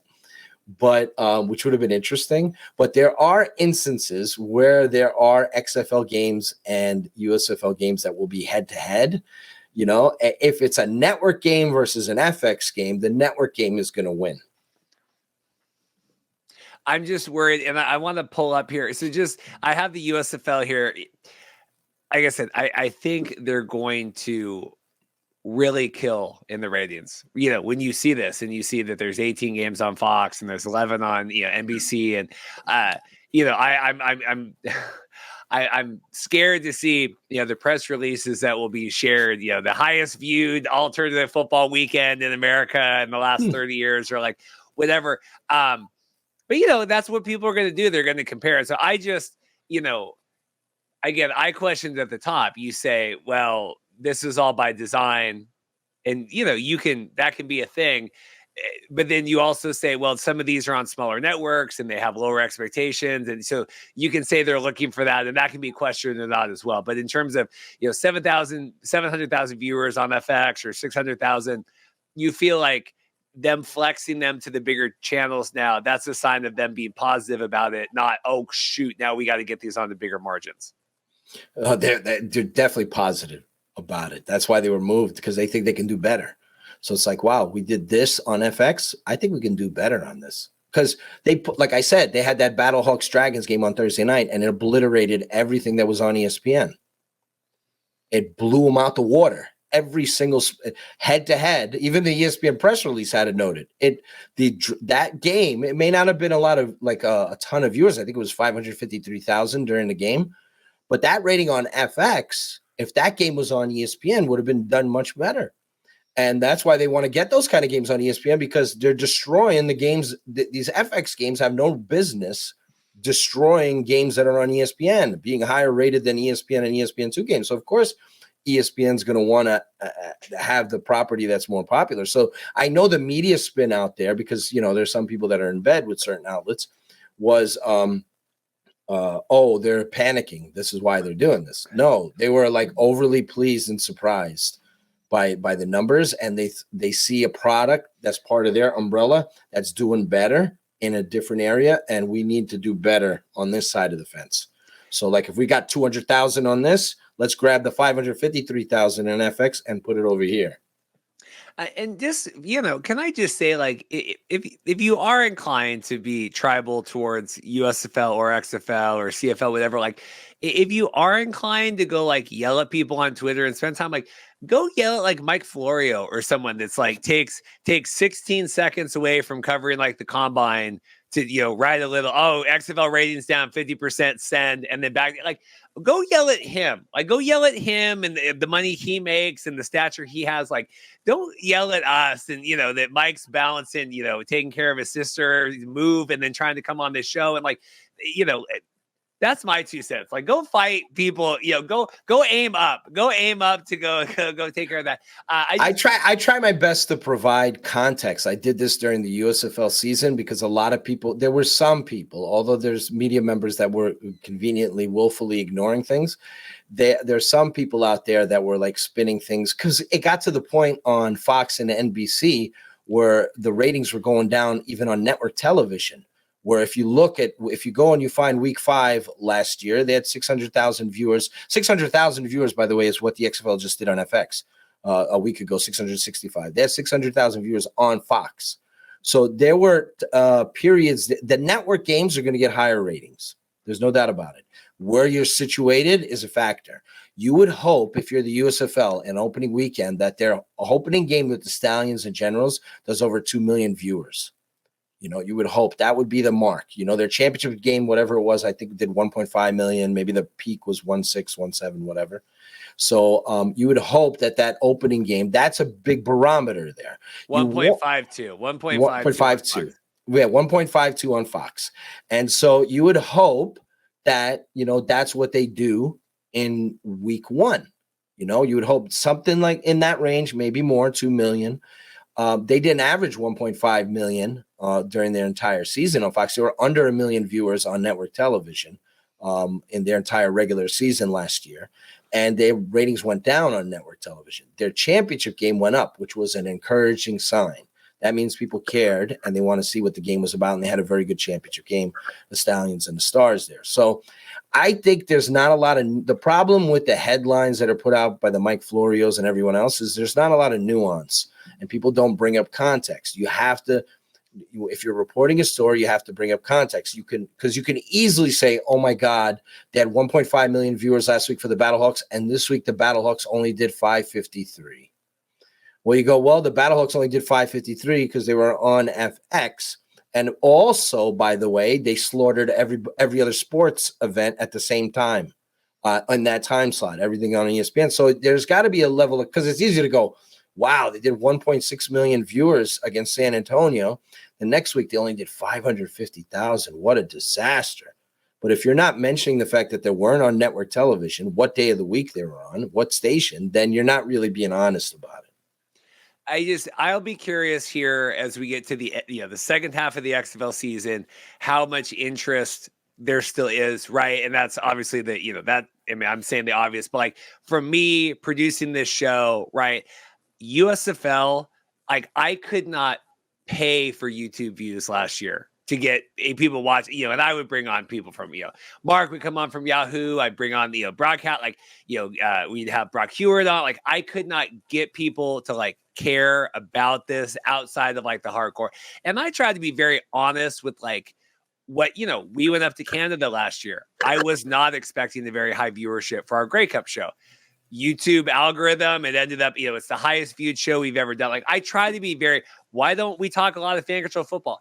People don't watch fan control football, at least the content I do on YouTube, right? That's why I talk XFL. So I'll be curious because I always try to be, I want to talk about the thing that's going to get the most people watching on here, right? So like I'll talk USFL all day if I think that it's going to draw viewership. It doesn't. It hasn't in the off season. I've seen the other YouTube, USFL channels that do. Doesn't draw interest. So I'll be curious. I hope that it maintains here because, like I said, I could not pay people to care last year about that.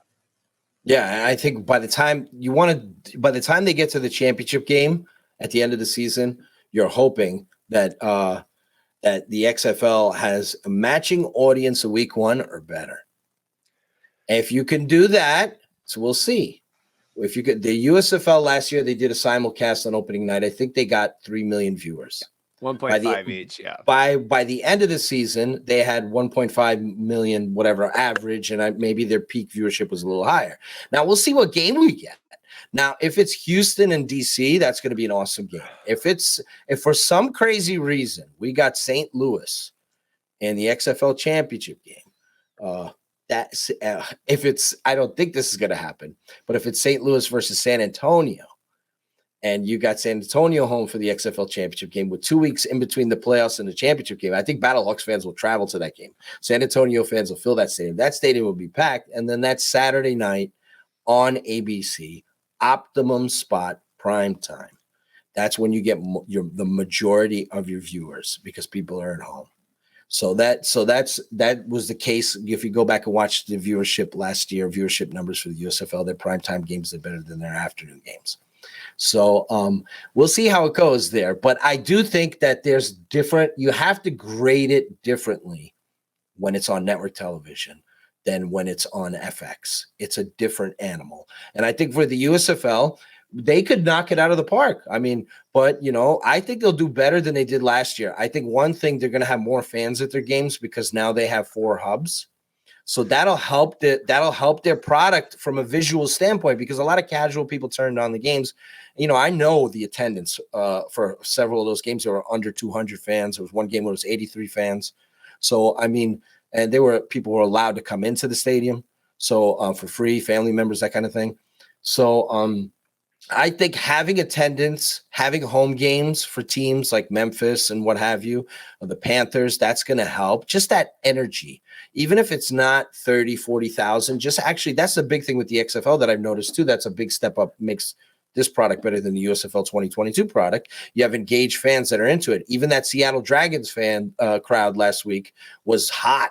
I mean, Seattle's a great market, 15,000 fans, modest, I know, but you would think a lot of these people turn on these new leagues and they go, really, they're fans that care about it. Defenders games are lit, these fans are into it. It's fun.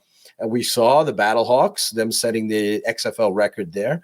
So with the attendance. So I think that's going to help the USFL product in year 2 is actually having more fans at their games. I think the fact that they're back for year 2, maybe some people who are like poo-pooing it and ignoring it will give it a second shot and go, you know what? Hey, this league's back. Maybe it's here to stay.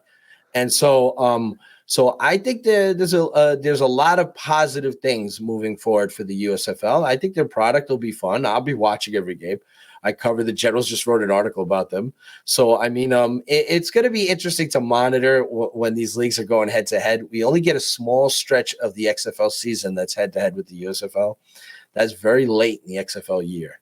There's actually a period where there's a week off for the XFL between their playoffs and the championship. So I think we got if I'm not mistaken, it's week 9, week 10, first week of the playoffs. And then the championship game, conveniently, if you're into these leagues as I am, that whole day will be all football all day because there's like a USFL game at like 12 noon, and then there's one at 4, and then the XFL championship game at 8 o'clock. So I'll try as best as I can to watch all 3.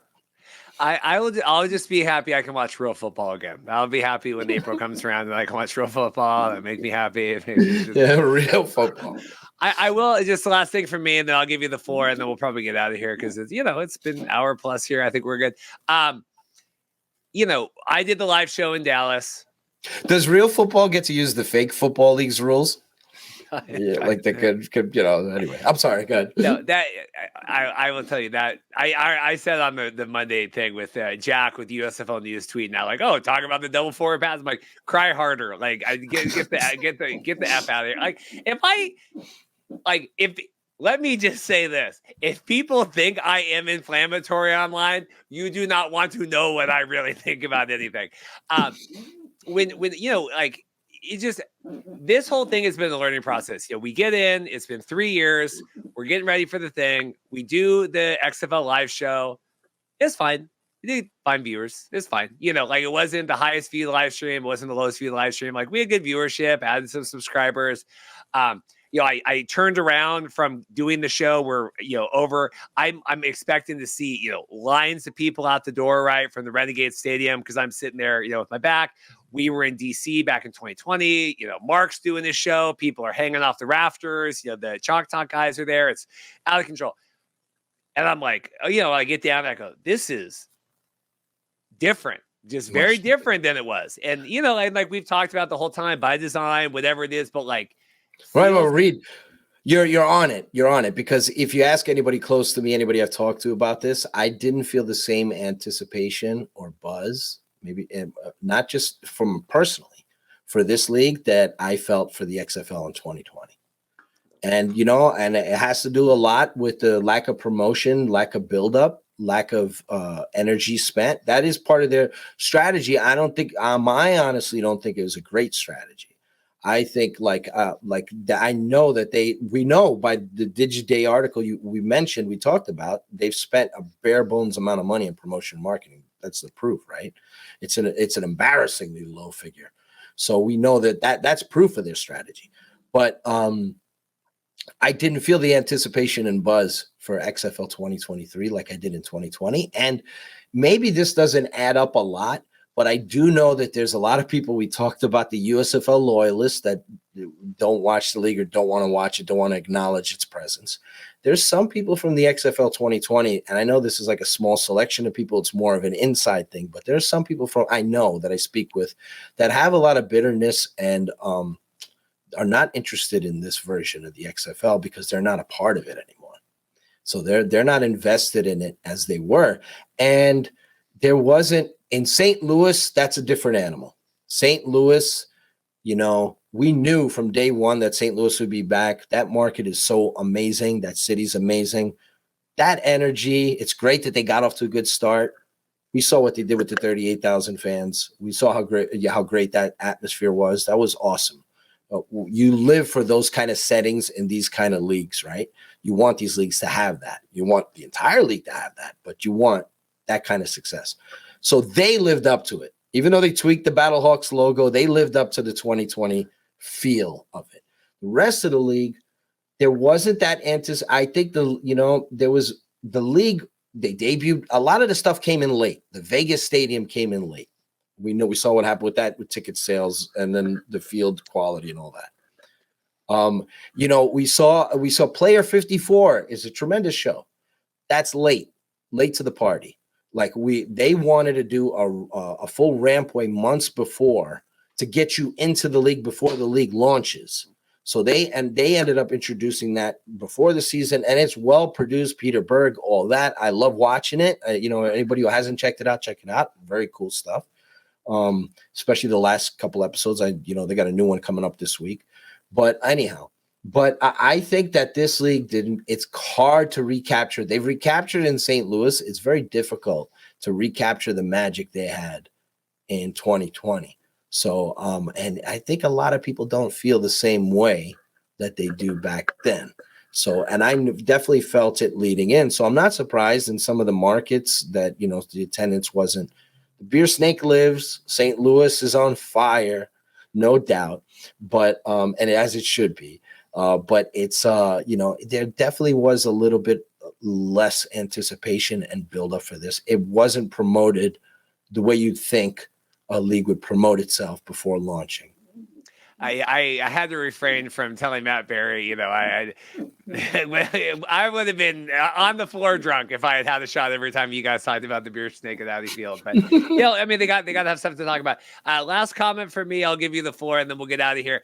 Yeah, like you said, they thought, we want to buy this league.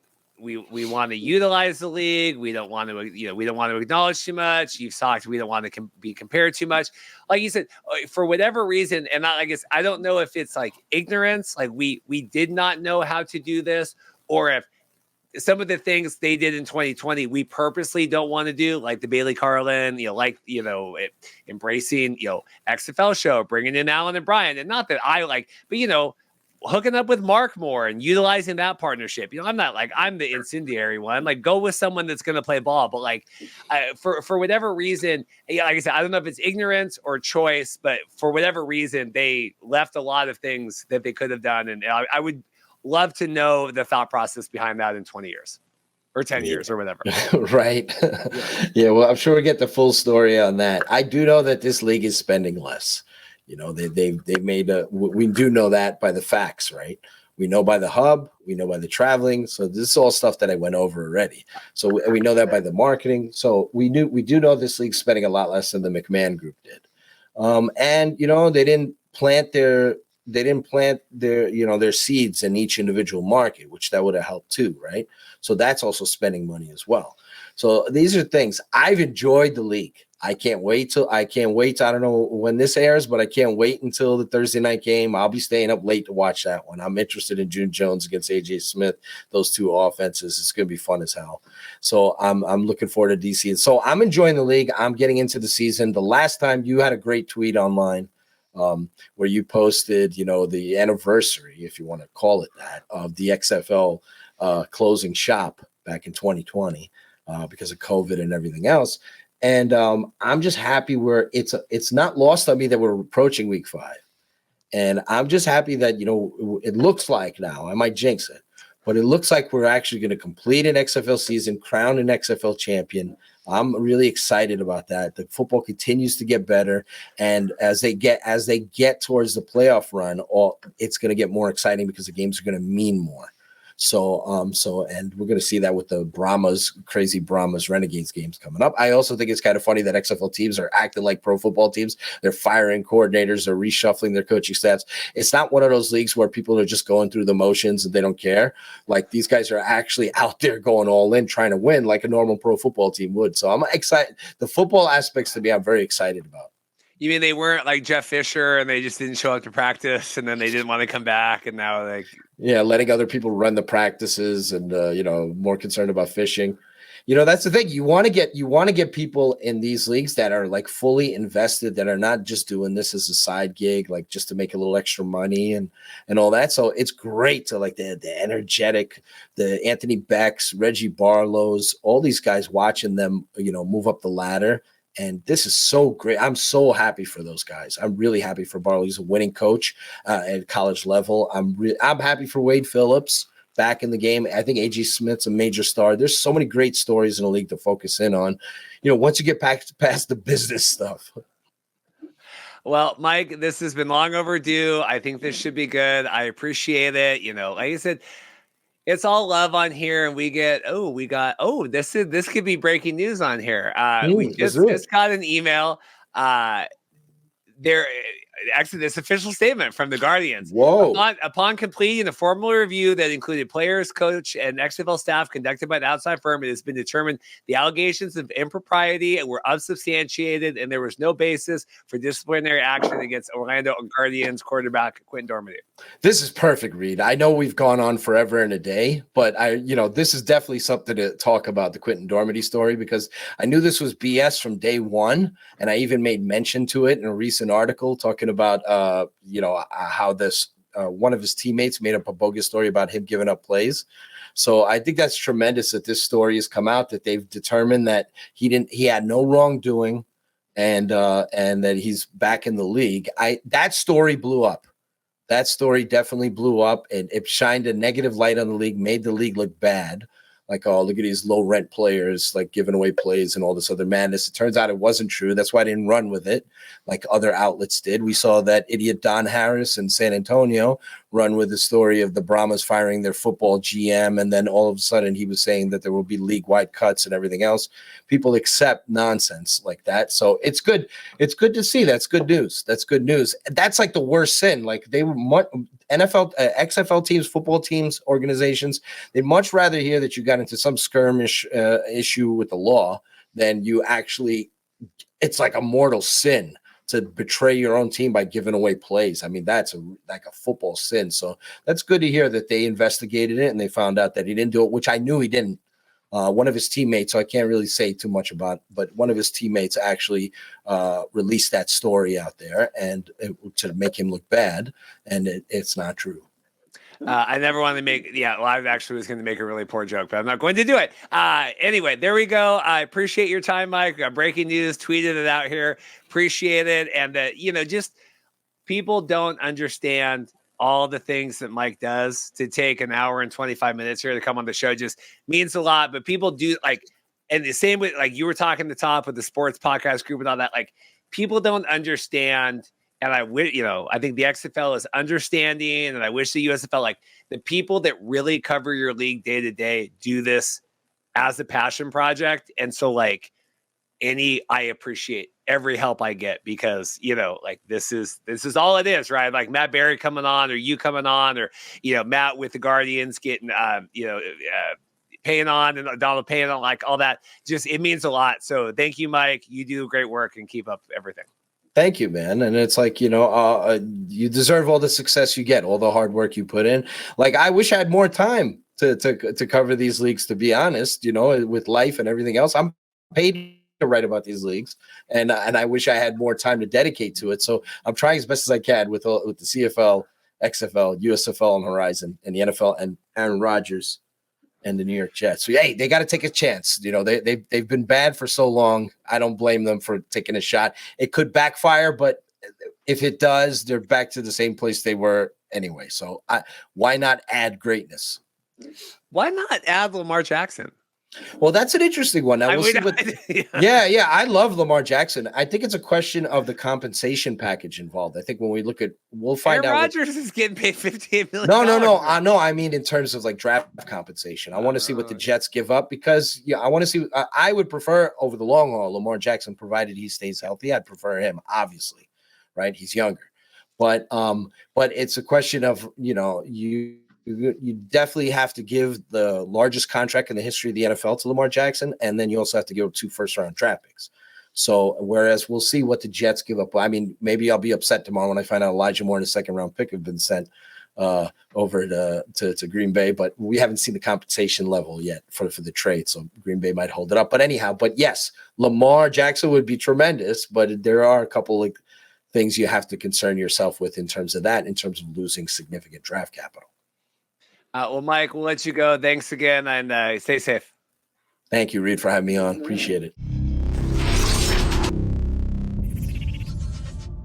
Well, I'm really excited today. We have Zach Gartin here with Neptune Scouting. So funny. I get this DM from Zach like, hey, could you check out this article?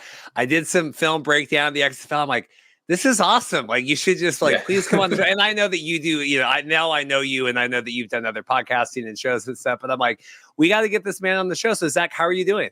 I'm great. It's been fun to kind of get back into writing a little bit. Took a while off after the last iteration of the XFL kind of fell through to COVID and stuff. I decided to focus more on school, my family, get into high school coaching football, which has been a blessing. It's been amazing, doing that. So learned a lot of football there.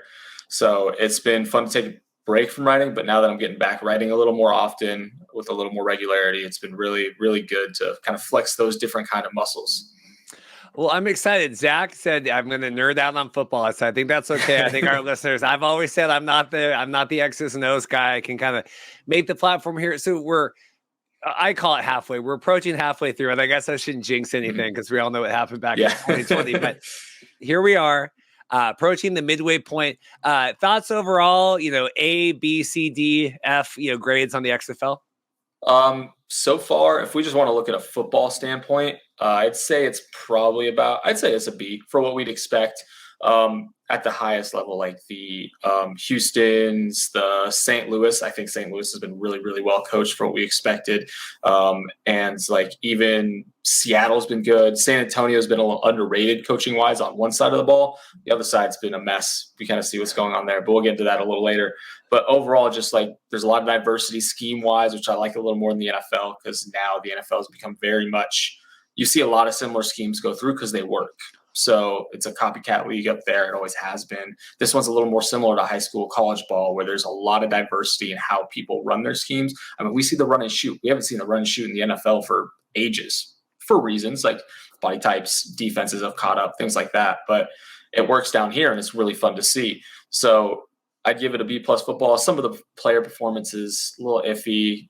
You can see the struggle of evaluating players at the XFL level, because you're getting this weird midway point where do we take a shot on a guy who maybe hasn't played a ton of football, like at a professional level, or do we go with this kind of washout from the NFL that hasn't worked out a lot, Paxton Lynch, and see if we can fix him, which works with varied success?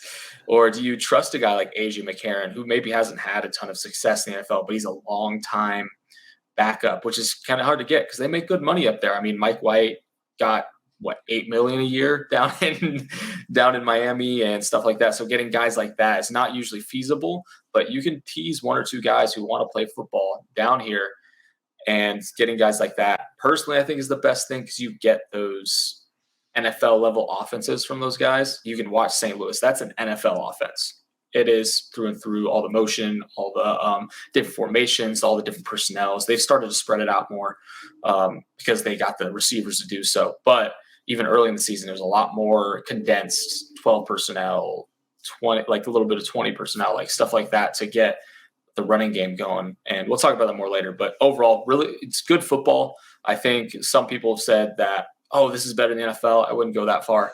Just I've seen it on a couple like Twitter and things like that. Oh, I like this. So you can like it more than the NFL. That's fine. But the football isn't up to that quality. You just see like little things like the San Antonio-Seattle game this last week. San Antonio couldn't move the ball, not because Cohen was bad, in my opinion. I think he was fine for what he was given. The receivers just couldn't do anything. Like, it was rough to watch. I was there live. I was up in the media booth, and I'm just watching. I'm like, this might be the worst, without TJ Vasher, might be the worst wide receiver group in the NFL. It's like there's just a lack of explosiveness there that's rough to see. And we'll talk about that a little more later and how I think they should change the offense. And I don't think they will. But yeah, it's been good football. It's been fun to watch. You kind of heard me nerd out there. We'll get more into it a little later. No, that's good. No, I mean, you even talking the backups, we just saw, Heineke get a $20 million here today. And then I just saw before we got on here that PJ Walker signing with the Bears. So like, I was going with the Bears. Good just, for him, man. Literally I just retweeted it the second before I hopped on here. So, I think when you, like you said, you get these players, you get like a Danucci that maybe is living up higher maybe than what we thought, or like playing at, he's leading the league in passing yards, and kind of all this stuff. He's turned the ball over. But like you said, you have Paxton Lynch, where some people are definitely better than we thought, and then some people are what we thought are worse. Yeah. So yeah, it's definitely just this balance when it comes to, because I went back in, this is a long time ago, AAF. I wrote about the AAF. I was into the quarterback play. I was much dumber football wise back then, but I was watching a ton of the AAF, writing about it. And I was a big Brandon Silvers fan then he went through the XFL again. He kind of went down a little bit. And then, I have it signed somewhere on my wall here. I'm trying to pull up. I have my signed XFL 20. That's my quarterback here and forever. Oh yeah. Brandon Silvers. I loved him in the AF. I thought Memphis did a terrible job putting Manziel in. I think they should have stuck with Silvers. They would have done great if that league hadn't folded, of course. But then he comes to XFL. He does pretty decent with Seattle. I don't know if that was the right scheme for him there. Then he goes to Houston, and I'm like, start Cole McDonald. Go young. I'm always a fan of go young, especially in these leagues. I think it's a little more exciting. It may not always be better, as you can see in certain places, but I think it's more exciting. You get college names that people recognize. Like, a lot of people love Cole McDonald coming out, because he just threw the ball everywhere. He ran around, and they've used him well in Houston. But going with Brandon Silvers, I think we see now, was probably the right choice, just because of the experience, the ability to take shots. And the thing about him is he tries to make NFL throws. He doesn't always get them. He misses sometimes, but he tries to make NFL throws up the seam, down the sidelines, stuff that you don't see a lot of these XFL quarterbacks willing to do at times, that he's willing to do. And it's a ton of fun up in that run and shoot offense, where he has kind of freedom to play football, which is good. Sling it around like he did. I don't remember the scheme he ran at Troy, but it's probably pretty similar. They were pretty wide open, I think, back then. Most of the small schools are nowadays. So, we're going to preview here. Let's kind of go through, and then you can tell me what you like, not like. We'll kind of look forward and kind of correlate it around these games. Why does it have? Oh, there we go. So first off, we're DC, Houston and Seattle will have taken place by the time this will air on our normal Friday. I'll be at the game tomorrow. But what are you liking about what Wade Phillips and everyone's doing? AJ Smith, he was on the show, I think pre-season or the first week of the season. What is it that they're doing that makes them so dominant? Well, first off, always got to talk Jimmy's and Joe's before X and O's always. They've probably got the best receiver group in the NFL. I mean, the XFL, in my opinion, Jontre Kirkland, Burnett, all of them. Jontre Kirkland should be in the NFL right now if it weren't for him being kind of dumb about DUIs and stuff like that, off-field stuff, which if I remember correctly, he's talked about. He's like, yeah, I shouldn't have done that. He knows it, and that's why he's here. But like, he should be an NFL receiver. He's fantastic. He makes plays all over the field. They've done a great job featuring him in this offense, up the seam, stuff like that. AJ Smith might be the best game planner in the XFL. I just remember like him, Jim Herman and San Antonio is probably my favorite defense. Week 3, they come in first half, they just wash them out. They know that Jim Herman's going to come out, play a lot of cover 3, different rotations, stuff like that. But they just started attacking the seams, getting one-on-ones on the outside and let their guys win.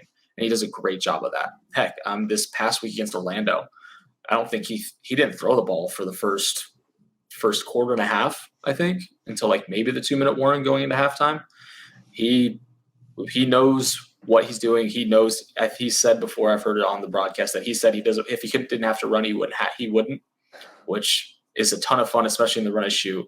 But AJ Smith, best game planner. They live in 10 personnel, which is you have to do in the run and shoot. And you have to do when you have all those receivers. Like, you have a ton of explosives there. You got to live in 10 personnel. I'm curious what he's going to do with Max Borghi. I don't know how good of a route runner he is, but there's some things you could do there I don't think he's tapped into yet, which I'm sure he's thought of.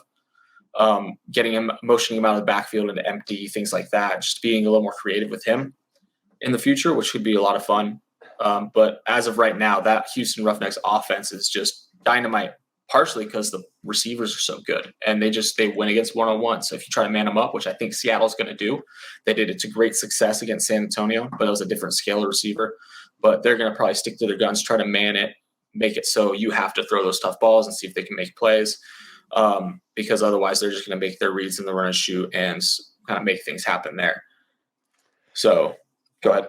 Oh, no, it's good. So it seems to me that they're, and I think I was talking with Mike Mitchell, and he's like, AJ Smith is like a cheat code because he knows how to utilize the comms, give direction to the wide receivers. Oh, yeah. We're hearing some of that. What do you, and Mike wanted to get your thoughts as well about that, about the comms, and especially like AJ Smith really knowing how to utilize that. Like June Jones does not utilize that at all. I think it's a different mentality thing. I've heard multiple times June Jones has said like he doesn't want his receivers to hear him because he wants them to make the reads on the field, which I get. I get that to a certain point, right? Like you want your receivers in the run and shoot to read the defense, do that. But at the same time, like AJ Smith's been really smart about this. AJ Smith is up in the booth. He has a better view than the players. Like he can see immediately, oh, it's cover 2. Like it's cover 2, or hey, as the snap count's going, he's like, he can say in his head, hey, they're rolling to cover 3. Like, and it works wonders. He's talking with him until the snap, which I think is huge. You don't hear that very often from a bunch of the other OCs. I think partially because they're not used to it. It's new. It's not something you're used to. You're used to giving the call, maybe saying 1 or 2 things, and then getting out of the headset. You're done, and you got to let them play, and you got to watch. I mean, in high school, it's even worse. Like if I make a call, I'm a defensive coordinator, so that's what I usually. If I give a defensive call, I can't tell them like, "Hey, they're in 10 personnel." I have to yell it. They don't hear me half the time, like because they're just focused on their job, which is fine. But when they're at this level where you can talk, the fact that AJ Smith takes advantage of it is huge because he's constantly like, "Hey, Silver's there, and this you should look here. This is probably what's going to be open," and then it's open because he's the smartest guy in the room. Because he should be as the OC, like that offense full through and through. So, like the fact that he takes advantage of it is huge, and I wish more guys did it. But I also understand, like as a head coach, if I'm here and my goal, like Anthony Betts said, I can't never say his last name right. Yeah.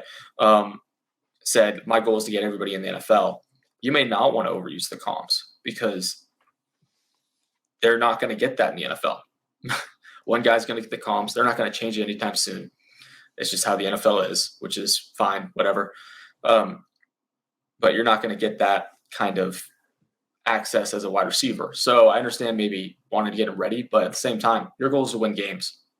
You win games. They can adjust later. Use that to your advantage, in my opinion. So I can see the sentiment, but I'm definitely more AJ Smith size where I'm like, I'm talking the whole time. If I'm DC, I'm talking the whole time. Like, hey, motion, check this. Like, I'm talking the whole time.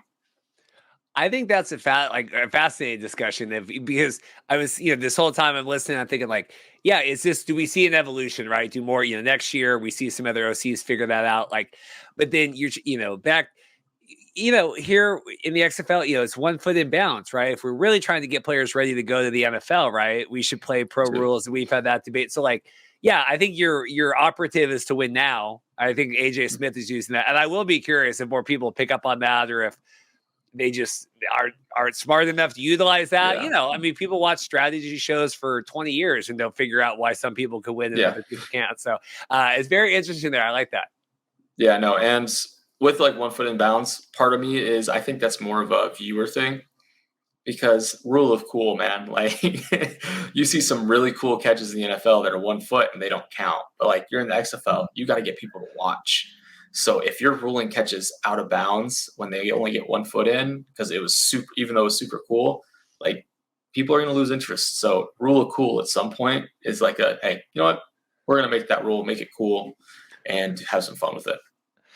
In terms of the Dragons, and we won't, we'll do more deep dive these other events, but like, what are they doing good that you're liking? We got June Jones now. We've talked a little bit about him and DiNucci, everything. We have Hazlitt wanting to, kill Ben DiNucci on the sidelines, which I thought was like possibly the funniest thing I've ever heard on an XFL game since I think like Matt McGloin back in 2020. Oh, dude, yeah. For all we know, Houston comes in and beats the Dragons 40-0, but what are the Dragons as a whole doing well that you like? As a whole, I think that June Jones runs a good offense. I know they struggled against San Antonio, but I will stand by the fact that San Antonio is a great defense, and they've been a great defense since week 1. But like Seattle, they run a good offense. They should run the ball more, but it's June Jones. He's not going to. But they do good. Sorry if you hear my baby fine. Crying a little in the background. We all have lives. Yeah. But June Jones just, once again, sorry, I got lost track, runs a great offense, slings the ball around. I still love the I'll kill you thing, but I think the funnier thing, I was rewatching the game, and just you hear over the comms, you see Ben DiNucci before the play, cover it up, get the call, and he's like, what the and just drops an F-bomb on it. And then he goes and throws a pick. And I think it was the funniest thing I've seen in football in a bit. It's with the axe against you, which is really cool because you just don't see those reactions all the time. Not sure why he threw it, but I mean, at the same time, you're going against an offense that probably, I don't think they got a first down the second half, or they only got a couple the second half. Sling it around, get up more. Who cares? But but they do a great job. He does a great job adjusting in game. So there was a couple, we'll talk about it a little more, and I'm going to write an article on it. There was a really good chess match between Herman and June Jones about where they attack along the sideline. Early, June Jones was attacking the flats. He was getting a lot of cover 3. He knew he could get guys quick out to the flats, play with that flat defender, hit that quick, especially in empty. Later, Herman started trapping the flat more, doing a lot more cover 2, Tampa 2 stuff. So to protect the middle with the middle runner and then having flat defenders, the corners be flat defenders, almost got a pick 6 on it with Luke Barku, who's an NFL player, in my opinion. He's been fantastic, or at least an NFL camp guy. It's tough to get on an NFL roster. But starts trapping it more. So then all of a sudden you see June Jones start running smash concepts more, which is just a hitch and then a corner behind it to attack the space between the corner and the deep half safety. And it's just a ton of fun to see that battle. There's a couple times where Herman would drop into just regular kind of cover 2, and you'd see it's probably that run and shoot a little bit of being able to read, but you'd see those guys run right up to the middle of the field where it's open, and they get big gains. How they got there, the big gain before the touchdown going into the half. So he does a great job of letting his players make plays, and I love that. Defensively, they're pretty fun. They run mostly 4-2-5 kind of look, 4-down linemen. They let their players be players. Number 26, I can't remember his name, for Seattle, is a pretty good player, pretty good linebacker for them, and their DBs are solid. They're pretty solid. I think they got they got a really tough battle against Houston this week, but they're solid. They can play man. They do a lot more, if I remember correctly, they do a lot more match kind of 2 high. They do like 2 high coverages where they'll do match quarters where their corners and safeties are reading 2, and whatever 2 does determines what the guys do, who they match up with. So a lot more of that, a little bit more modern kind of style of defense. and they fly around. So they get a good, I think Travis Feeney is one of their guys, or I'm mixing him up with somebody else, but he's a good pass rusher. So yeah, there's a lot of fun stuff with Seattle. They do defensively. They're just going to be in for a treat when they see that Houston offense and those receivers. Really, Brandon Silvers is good, but it's those receivers that really make it happen for Houston. It's why they're in 10 personnel all the time, because they got 4 great ones. So it'll be an interesting battle. I think what you can look for in that one, I wrote some notes here real quick, between Houston and Seattle, is really just, does June Jones commit to running the ball? Like, does he actually say, you know what, I don't want Wade Phillips to in that defense, and I forget their DC's name, but he's done a great job, because Wade Phillips isn't calling plays right now. He's been the head coach, which I think is good for him. He brought in a guy he trusts. Like, does he run the ball to make them stay in base? Because if he can get the ball running to stay in base, he's not going to get blitzed to all hell. He's not going to let those pass rushers get off. And I'm going to have a similar note for St. Louis now later. But if they can get the run game going, then they're going to be a little bit safer to start slinging it later in the game when they have to stay in base. That's kind of the value of a run game.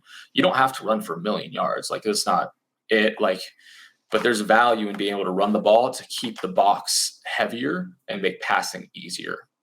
And also just keep a guy in base so you know what you're getting. Because everybody's best run defense tends to be their base defense. So that's kind of the interesting thing there from that one. And then Houston, just keep playing football. Don't let them change what you do. Even if they're in a bunch of man, AJ Smith's got it dialed up. Don't let them change how you play football. As soon as you try to adjust to them, that's what they want you to do, because they want to get you off their game. So don't change what you're doing. Even if you struggle a little in the first half, don't change what you're doing. Keep playing football, and you should be good. I think Houston wins this one. Just schematically, I think they're a little better game planning wise. They'll get that going quick in the first half, and then they'll adjust in the second. It was nice to see him not let off the gas against Orlando like they have a little bit. I think part of the San Antonio game was Jim Herman being a great DC and adjusting, playing a lot more man, because San Antonio has some of the best DBs in the league, which we'll talk about a little more later as well. But yeah, so that's kind of the rough idea of what I get from that Roughnecks Seattle game. Well, you call the score on it. We'll see if you're the Nostradamus here when this comes out. Oh, scores I'm not good at. I've tried it many times. I'd probably say, let me think. I think Houston puts up a decent amount. The Seattle defense is good, but not great. And then I think Seattle struggles early, makes it close late. Let's say, I just got NFL scores stuck in my head. It's not going to be that. No. Let's do weird 33-26. I think it's going to be an exciting game. 33-26. You get that 6-15 or whatever with the last week against the Bravos. Yeah. So possibly the most exciting game, I think, this weekend, returning to the Dome, right? Undefeated defender, St. Louis coming off a big, I don't know if it's a big win against the Renegades, but, what do you make of this? Is this your game to watch, or what are you looking for? Well, yeah, I think it's probably the best game on the slate. I mean, best time, best environment. Like, Seattle's going to be a tough stadium to fill on Thursday night in the PNW. Like, it's just a bad time for Seattle. I know the Sound play there, or the whatever their name is, I can't remember right now. But the soccer team plays there right now. Yeah. But so the stadium's going to be packed again. Maybe not as many as the first week, just because, but it'll be packed. And then it's just gonna be good football, really good schematic football. I got some things I'm looking for. St. Louis, they've discovered their identity more these past 2 weeks. I think the first 2 weeks they were trying to be something they weren't totally built to be. They were a little heavier personnel, a little more run heavy. And I think they've discovered these past 2 weeks they're a little more comfortable spread out, a little more comfortable in 11, 10 personnel. They can tighten it up, spread it out however they want. They love Hakeem Butler in the slot. He's a great big slot. He can be a little bit better blocker, but that's maybe not his skill set. I think he just needs to, but it'd be a really good tool if he was a better blocker. So I think they found their identity a little bit, picking on one-on-ones with they have really good receivers. Hakeem Butler and a couple of their other guys have been pretty quality. There was the one dude, I can't remember his name off the top of my head right now. He had like 70 or something yards in the game on that. He had that really good corner route from the slot.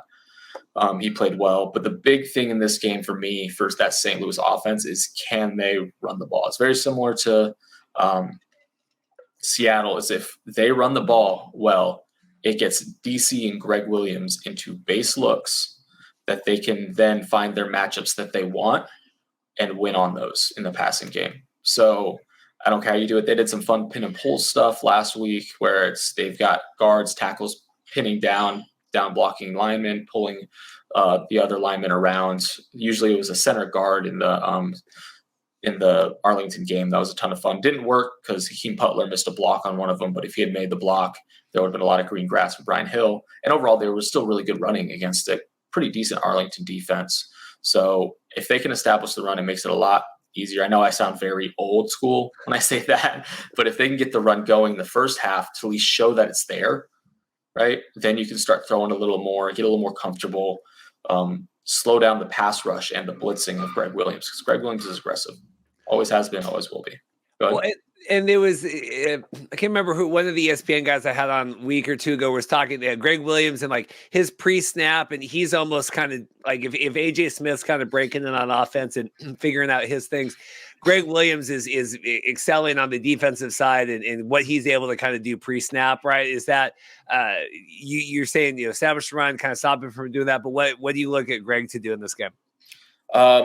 Greg's thing really is going to be how does he handle motion. He did a good job in their week, I think, was it week 3 game? In their week 3 game, handling motion. But St. Louis loves to motion, loves to give you different looks, condensed, spread, a lot of different formations. They're not as simple as some of the other teams formationally.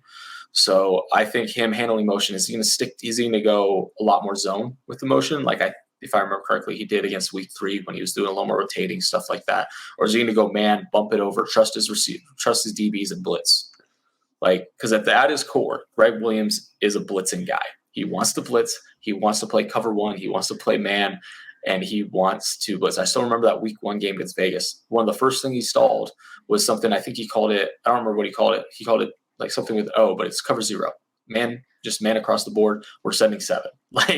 That's what he wants to do. So if you can get him for St. Louis, it's about getting him to not be able to do what he wants to do. Get him to stick with the zone stuff. Get him to sit there, be impatient. And then when you get maybe a 3rd and medium, right?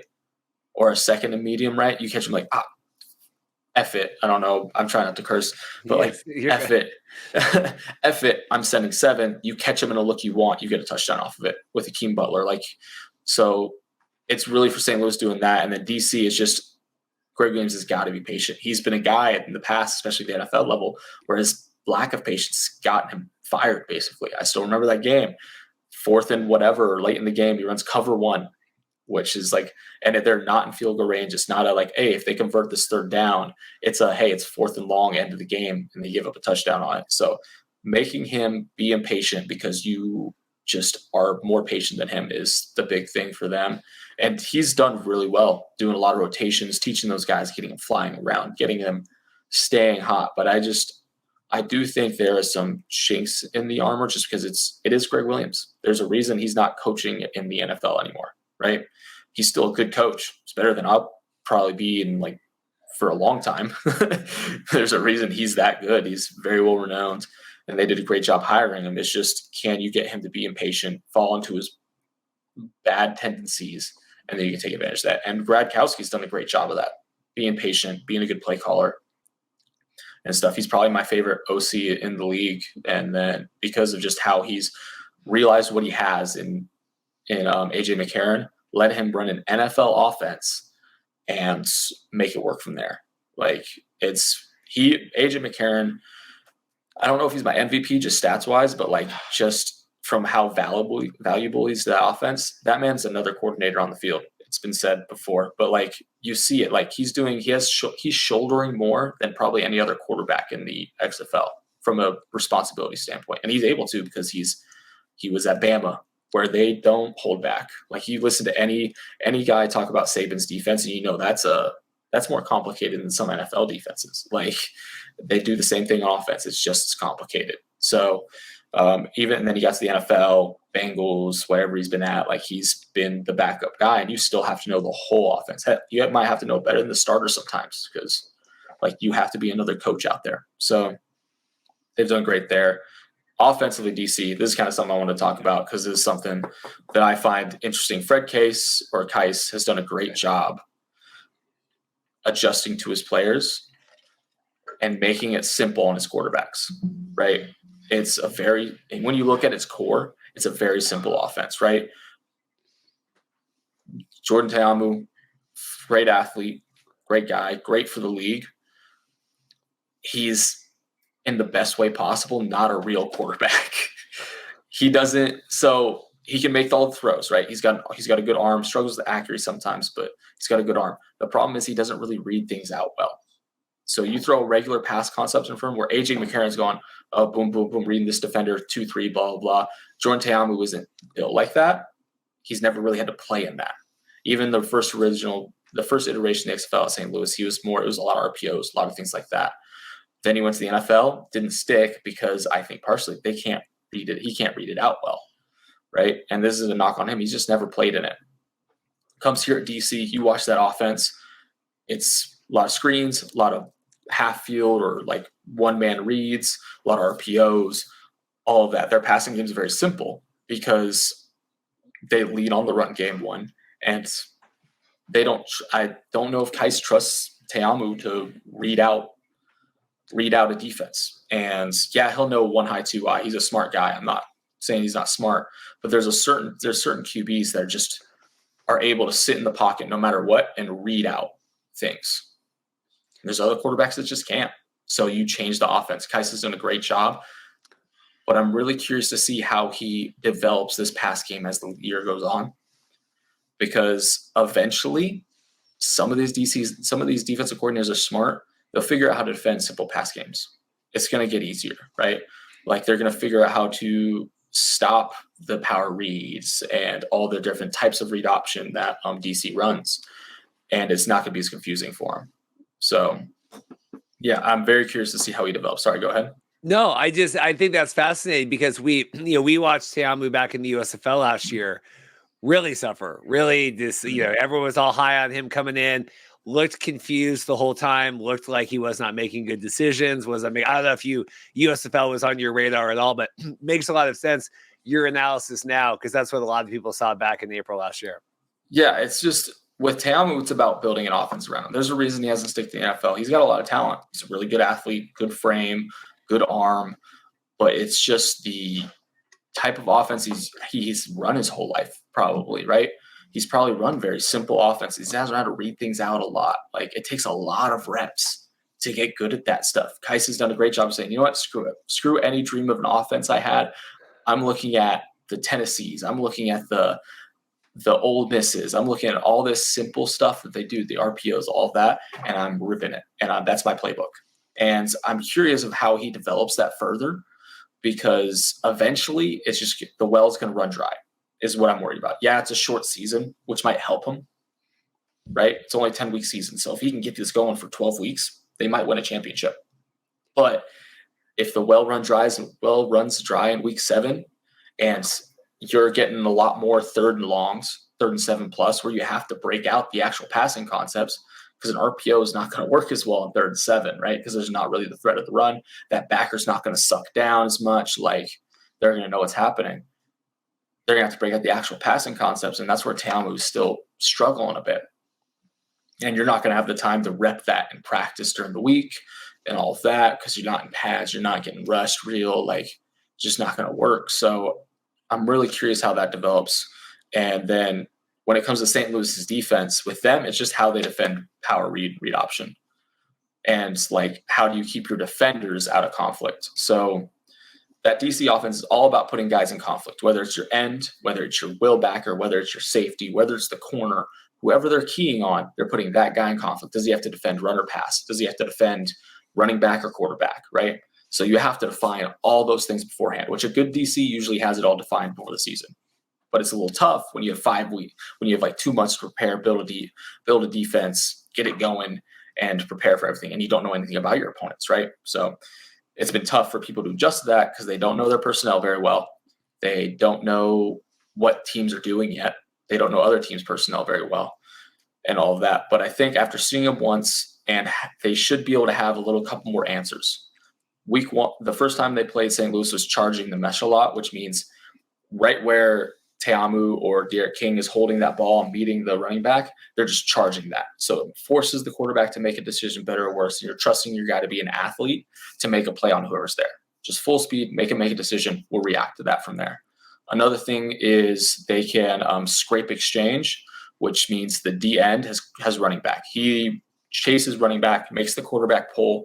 Your backer scraping over the top of all the behind the linemen to get quarterback, running away from that, right? That can be good sometimes, but it really struggles when the quarterback's a better athlete than some of your linebackers, which guys like Derek King and Teamu tend to be in this league, right? Just because all the good athletes at linebacker are up in the NFL. So we have some, but like they're just not the level that you get with some of these other guys. And then the other one, right, is the more traditional, your defensive end surfs, which means he settles and slowly closes space. He's more playing quarterback, and then you just fit the run normally on the front side where the run's going, which they just have to have, in my opinion, you have to have all three of those in your bag for this game because they're going to run it a lot. They're going to run that any type of read option, power read option, counter option, RPOs, all of that. So you have to be able to play with how they make their decisions. Because if they get used to seeing one thing, they're going to make the right decision every time. But if you mix it up, if you charge the mesh sometimes, they're like, oh, crap, do that. If you scrape exchange, they might make a mistake. All of that. So just mixing it up helps that. And then dealing with RPOs, it's about finding out who the offense is reading and then making sure that guy knows his job. There's some scheme stuff you can do. Running man is usually the best way to deal with it, but then you're a little lighter in the box against run, so that's a little tough if they spread it out. There's some zone stuff you can do, some man match stuff that protects you a little more, which I'm sure they've looked into and they understand. But really, at the end of the day, it comes to figuring out who they're trying to read, who the offense is trying to read, and then making sure that guy is not in conflict. And if they can do that, they'll be successful. So I wouldn't be surprised if DC struggles a little bit early, especially offensively this game, because St. Louis has seen this before. They should have more answers. They should. And then it just comes down to, can Teamu execute, which I think he can. He's really good at his read options, read RPO stuff. He's done it since college. It was his whole college offense. It's been his offense in every league he's been in. So he's really good at it. That they just got to build on that. And then secondly, for DC on offense, can they get Derek King to throw the ball at all? Like, I get it. He's their change of pace guy. Absolutely. They use him great. They do a great job using him. I think Derek King knows his role. But until you scare me a little bit passing the ball with him, as soon as I see him come in, boom, I'm like, okay, I think I see what's going on here. Not stressed. We just got to play our rules, realize it's going to do. It still works, especially in the red zone, because, like, you make one mistake and Derek King's electric with the ball, electric with it. So slippery, really good lower body to take contact and stay up. So I think it's going to be interesting to see how that develops, that offense develops, because Kais has done a great job. This is not a shot at Kais. This is not a shot at Town, not any players. It's just the nature of the offense they run. So. Well, that's the thing. Yeah, like you were saying, Derek King still is finding the end zone, even if they know exactly what's going on there. So we're gonna double time just a little bit. My bad. No, you're perfect. But I wouldn't be sitting on an hour 25-minute Mike Mitchell interview. So no, I think this is fantastic. Perfect. I just wanted to make sure that this episode isn't 4.5 hours long. Yeah. But no, you are perfect, and this is great. This is exactly why we brought you on, and this is why, because this is like running circles around me, but I'm understanding a lot of what you're saying. So let's go. Not as maybe enticing of a matchup here. We have the unofficial Tank Bowl thus far with the Guardians here against the Vipers. Anything happening with Terrell Buckley that excites you at all? And it does just seem like Rod Woodson just has the worst luck on humanity. Terrell Buckley, man, that team's just so poorly coached. I don't know if it's poorly coached may not be the right word because I'm not in the building. I don't know what he's doing, but just everything I see from the outside screams poor coaching. Because, like, penalties, right? Penalties is the first thing foremost. It's not just play penalties. It's not just stuff that's happening in the play. It's happening pre-snap, post-snap, all these things. And any pre-snap, post-snap penalties is coaching. I don't care what anybody says. Like, all coaches will harp on, like, oh, make sure these are things we can control. If you're not controlling them as a coach, it means you're allowing them to happen. Like, yeah, he can be all frustrated on the sidelines and things like that. But, like, that's not the time to be mad, in my opinion. I don't know. It just strikes me as poor coaching on that side of the ball. You don't know what you're doing with your quarterback. Like, there's that argument on the sideline. Oh, DeAndre Francois scored. I get that. And then they put Paxton Lynch in the next drive. And I'm like, apparently, I think DeAndre Francois had a concussion. Yeah. So I don't know about that, but like there's just a lack of communication all around. It seems like you've had to switch who's giving calls. That offense just seems sputtering at best. Like they can get some big plays, but they struggle to do anything consistently because they shoot themselves in the foot. And they're constantly pulling guys, constantly. Sometimes it makes sense. Jermaine Martin fumbling twice in a game, like the same way. You got to pull him for like a drive. Like, hey, sit down. What's wrong? Like, but then they just don't play him the rest of the game. And I'm like, this is the XFL. You got limited resources already. You got to trust your guys. You got to know who your guys are, and you got to trust them, even if they make mistakes. Like, you can't just pull a guy. I'm going to get into this again with Vegas in a second. You can't just pull a guy because he made a mistake or missed a read. Like, it's just, you can't do that, in my opinion, because it doesn't let those guys get better. It doesn't show them you trust them. Like, hey, I'm gonna correct your mistake, but then you stay in and fix that mistake playing. Like, otherwise you're just sitting there and like, this is a coaching philosophy thing for me. Like, you can't just. I coach a lot of JV football in high school. I get kids making mistakes all the time. Love them to death. They make mistakes all of the time. I can't just pull them. For me, it's a lack of effort. High school, it's a little different. You see a lack of effort, I'm pulling you instantly. But like, I guarantee you these guys are trying hard. They're trying to feed their families. Like, it's not a lack of effort for them for most of the part. Like, you'll get the one guy occasionally here or there, but like for most part, it's not a lack of effort. Like, it's poor coaching at that point. So there's that. Defensively, I don't hate it. I don't hate what they do defensively. I think they've got a young guy that's decent. Like, I think once again, it comes down to coaching, a lack of emphasis on things that matter, tackling, being sound in your technique, right? So I think there's those that you struggle with there that really kind of mess you up. And he seems like a young DC. I don't know his coaching history, but those are things that you can forget about emphasizing. I'm a young coach myself. I forget it sometimes too. So just those things. But overall, like, I just don't have fun watching them. So I don't watch them a ton. Like, I watched them when they played San Antonio, who's kind of my de facto team that I watch because I find them really interesting. But I watched them against Orlando. I watched Houston demolish them really quick as I kind of sped through that game because I wasn't going to write about it. But it just strikes me how poorly they seem to be coached. And so hopefully it gets fixed. I'm not usually one to say I don't like firing guys midseason when I'm especially at leagues like this where you don't have time to fix things and change everything. So I'm not saying fire Terrell Buckley this year. Heck, maybe you stick with him next year. I don't know. Maybe it's a player thing, but the culture doesn't seem right there. The environment doesn't seem right there. It doesn't seem good. Losing isn't helping, of course, but it was before the losing, there was something up.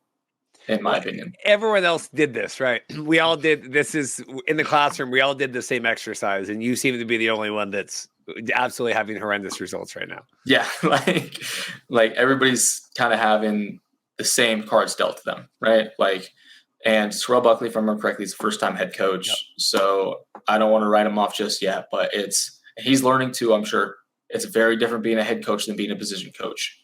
You have to have a different mentality about you than being a position. You can get a lot madder as a position coach than you can as a head coach, especially in a league where everybody's listening to you. Yeah. Go ahead. Oh no, I was going to say, speaking of anger here, and it was kind of the worst day in the history of head coaching. Very horrible, bad day for Rod Woodson here out at Audi Field. Are they just having bad luck? Are they just, schematically, are they just not delivering? What's going on? I think it's a mix. They haven't been lucky. That's for sure. That Josh Gordon catch, they could have won that Seattle game. That Josh Gordon catch where he had the oldest touchdown I've ever seen. Like Josh Gordon has lost a little bit of juice because he's older. It happens. Like, he's not going to be as explosive as he wants. But that was like the biggest. You ever hear the old man or old head at a gym where he's only doing post moves and things like that, working the post, or he's jogging up and down the court? That was him on that touchdown. So they got really unlucky there. Really great play by Seattle to kind of pull it out of the hat. But otherwise, there have been some coaching errors. I don't think Rod Woodson's been bad. He doesn't strike me as very inspirational, but that's like besides the point. I know some people like the dance and cheer that he does in the locker room. I got your back. But me as like another coach, I'm just like, oh, I cringe a little because it's kind of corny. But hey, everybody's got their own thing, right? If that's his thing, that's his thing. Get it. It's not my place to say it's bad. It's not bad. I just think it's a little cringy. That's all. But that's not a detriment to him as a coach or anything. But I do think what's going on offense is a little weird. I've never been the biggest Luis Perez fan. Hey, you're going to get slander here. Don't watch that. I know. But I've just never been the biggest Luis Perez fan. I think he limits you athletically and arm talent-wise. And he's smart. He's a smart quarterback. He can tread water for you. That is 100% true. And he's got heart. That's something you can't measure. Absolutely get that. I think Brett Hundley's the better quarterback. I think so. I don't know why they pulled him when they did. They said in the injury report it's like a thigh thing, but he's practicing full as soon as he gets back to the practice this week. So I don't know. It's a weird situation there, because even on the broadcast they're like, well, is it performance? It seems like he's hurt. We're not really sure. I mean, the problem is, I mean, Brett came in late. I mean, I don't know if that's still. Is that hindering him in week 5 that he came in 2 weeks late in the training camp? Like, I would like to think not. I'd like to think the 1 week he started, week four, even in that windstorm, he played actually pretty well. Like, he throws some darts. They have to keep it a little simpler for him. When they played Seattle, they put up 28 points at 26. Week played 3, pretty well. Yeah. Week 3 they put up 26, and they played well. They were moving the ball well. He threw some darts late in that game that really made him look good. And he was starting to unlock that offensive vertically, which is what they should be built for. They have guys like Martavis Bryant, who's not as fast as he once was, but he's still got some speed. They got Jeff Badette, who's fast as hell. Dude ran like a 4.3. They got Geronimo Allison, who's probably been the most disappointing receiver that's coming to the XFL this week. I saw him. I was like, oh, that's a really good signing. Hopefully he does well, because he was pretty decent in the NFL.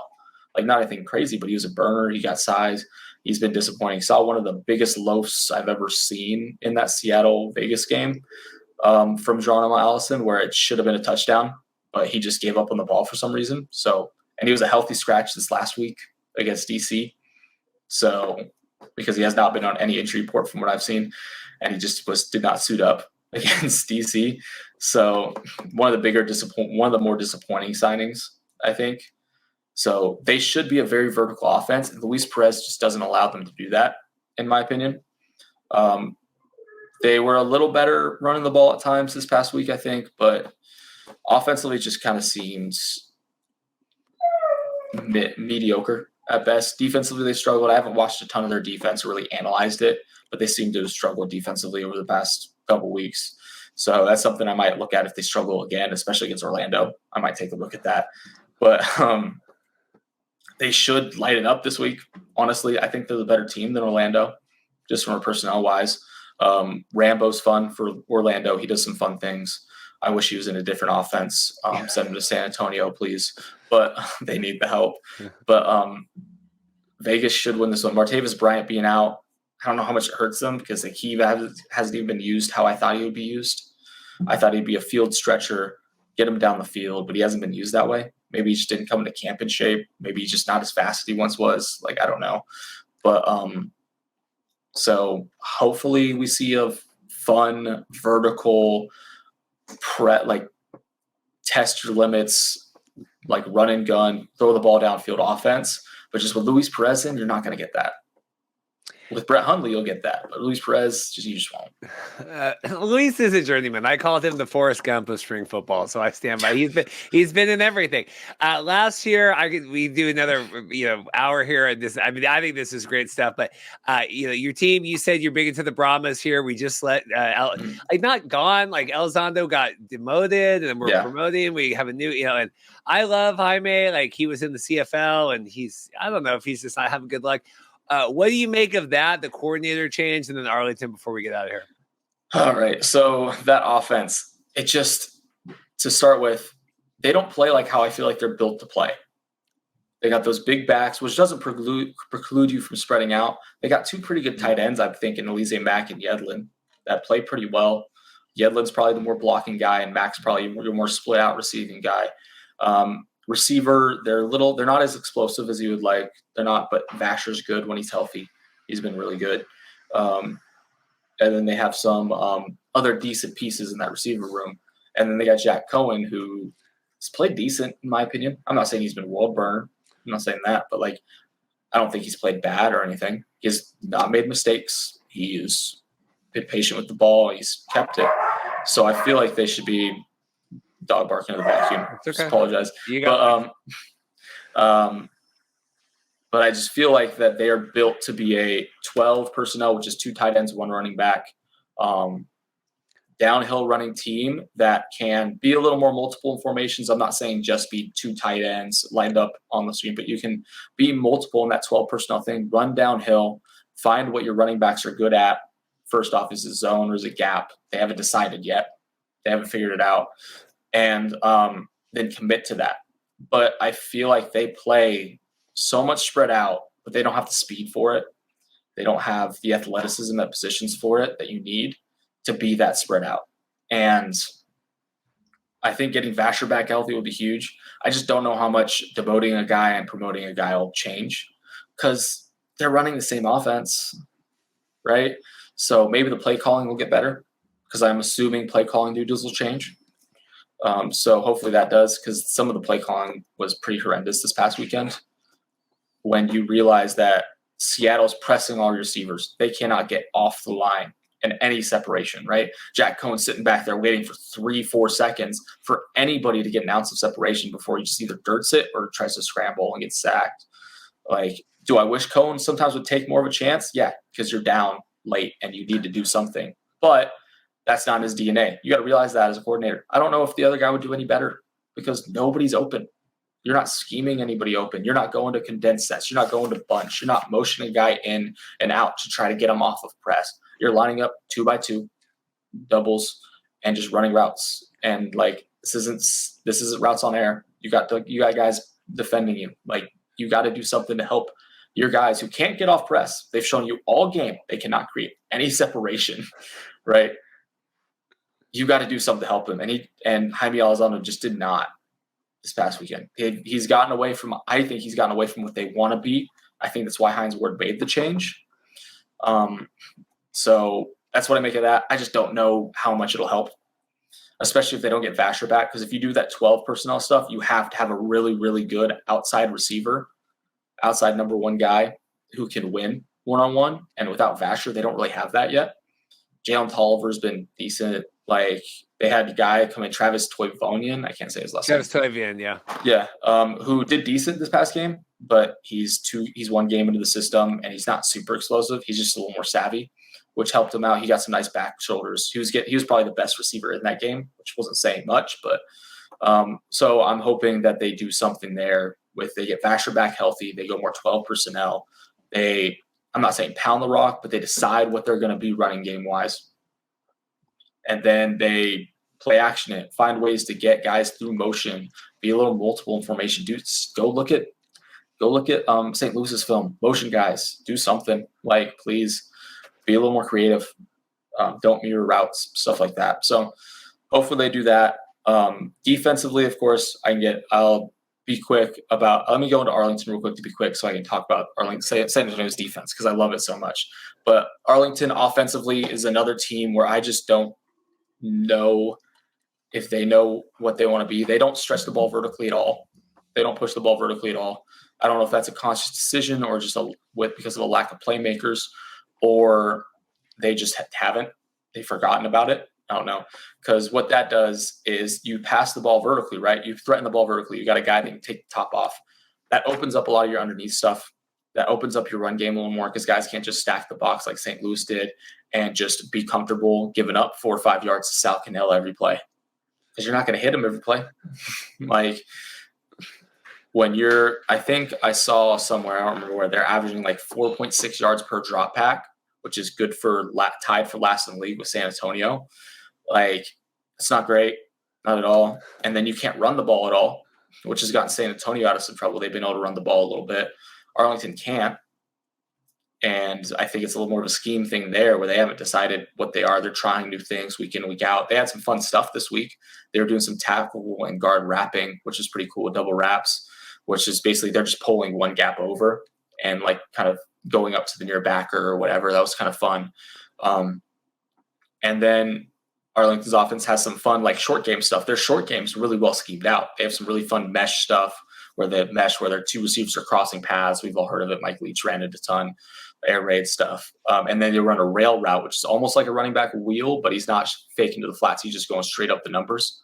And they run it great in the short yardage. They did it once out of empty, which was fantastic. I hadn't seen that presentation for it before. That was a ton of fun. I have it on my Twitter somewhere, but it's a really, really good option for like them in short yardage red zone. The problem is just everybody knows that's what they're going to do. And when you don't press vertically, nothing good. You can't just do that all game. You can't chip away all game because you're in the XFL. You don't have the best quarterbacks. This is not late career Drew Brees, who can ding and dunk all the time because he literally knows what's going to happen on the field before it happens because he's the smartest player on the field because he's been in the league for 20 years. So he can just, I'm going to throw it here because that's what's going to happen. And he knows it. No, you have Slaughter or Kyle Slaughter, Drew Plitt, who have been decent. Like they haven't been given much to work with, but like Slaughter's probably been a little better, but I wouldn't say by a whole lot. Like he's been better at not turning the ball over other than 3 times against St. Louis, but whatever. That's when he was trying to push the ball vertical.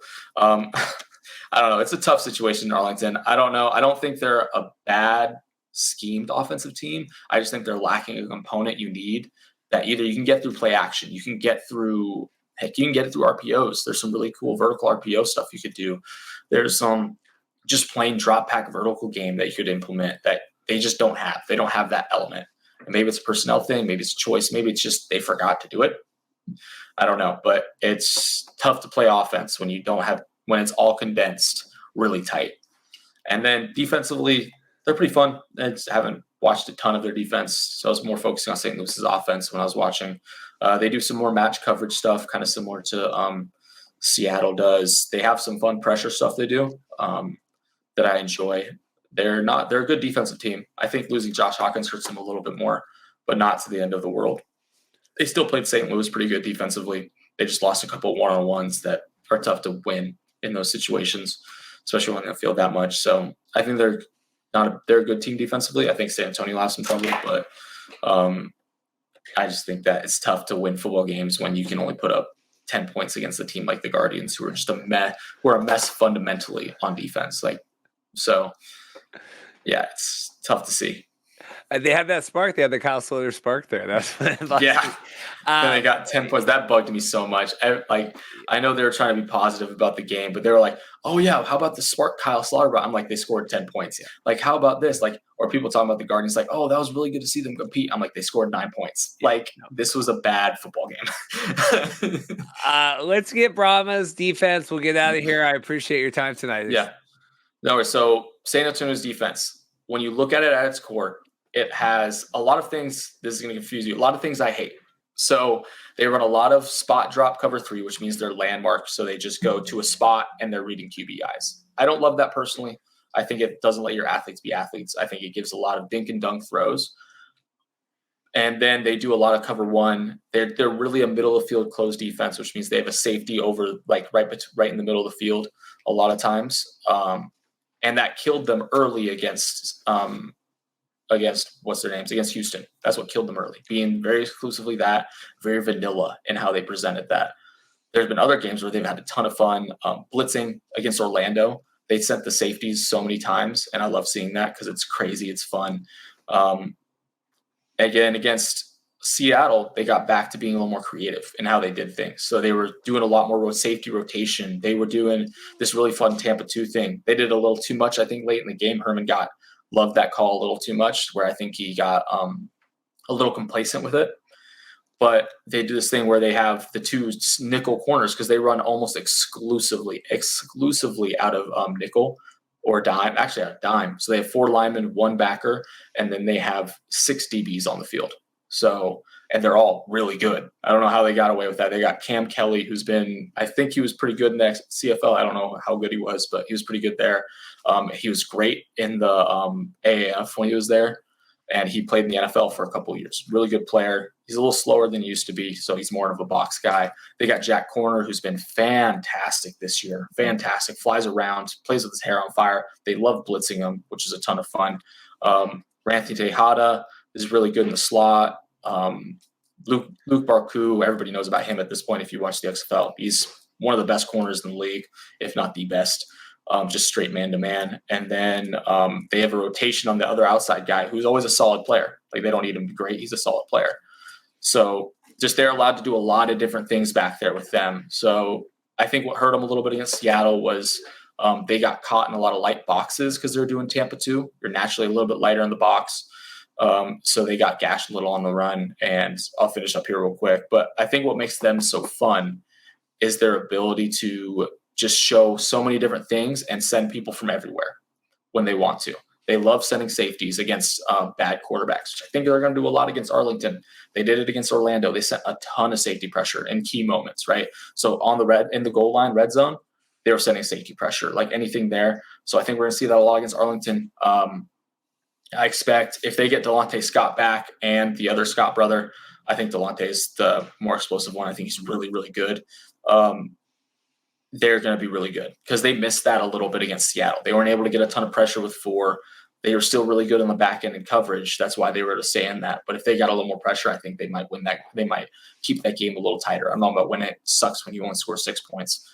But they're really good. Another shout out, San Antonio has the best special teams in the league. I stand by that. All around kicker. I mean, he's got the XFL record for longest field goal now. Well, the longest field goal at Lumen Field ever, I think, is what. Yeah, like he can boot it a little bit. They fly down the field on every coverage team. I want them. They were doing a lot of fun stuff early in the season on kickoff, with on kickoff return with pulling different guys, down blocks, kicking guys out. Ton of fun there. But I want to see more of it. I would love them to make it like more consistent with it because I think they could get some shorter fields for their offense, which they need.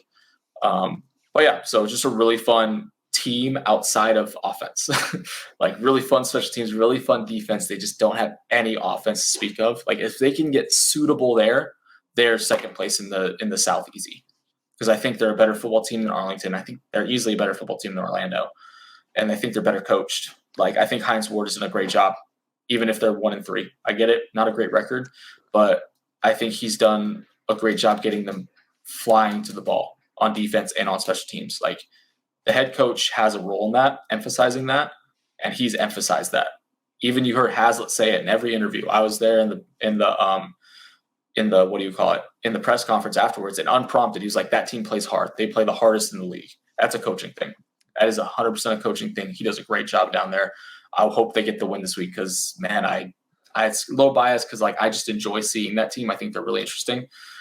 They do a lot of fun stuff, and I think that if they can get it figured out a little on offense, find their identity, play to their strengths, they'll be good. Well, there you go. This is exciting. I appreciate it. You said you wanted to nerd out. I think you nerded out. That's good. Yeah. I appreciate it. The only you have to come back on now at some point to do this, yep. And then we're going to get everyone excited. But really appreciate it, Zach. It's going to be good. This is going to be really, I think, strong episode, all aspects of it. I really appreciate anything from you before we let you go. Yep. Just thanks, you guys. Thank you for having me on. It's fun to talk football in this kind of environment, not just like with a bunch of other coaches. And yeah, I'd be happy to come back on again. You can follow me. You see it on the screen. All 22 Addict. I post most of my clips late night because that's after I put my daughter to bed and I'm done with my day. So it'll be like 2:00 East Coast time, and I'll be posting clips from the game. So, but yeah, thank you guys. I'll have some writing out here soon. I do it about every 2 weeks, busy schedule, but yeah, just want to say thank you once again. You do great stuff. I love the podcast, love listening to it ever since I kind of discovered it fairly recently, but you do a lot of good stuff with the community, bring a lot of good interviews to everybody and a lot of good information. So I appreciate it. Well, there you go. We appreciate each other. This is good, Zach. It's good to meet your acquaintance on here. Love adding new friends to the show. Yeah, absolutely. Thank you. Have a good one. Well, I'm excited here. Fresh off of practice in Arlington, we have the leading tackler in the XFL right now. How are you doing, Donald Payne?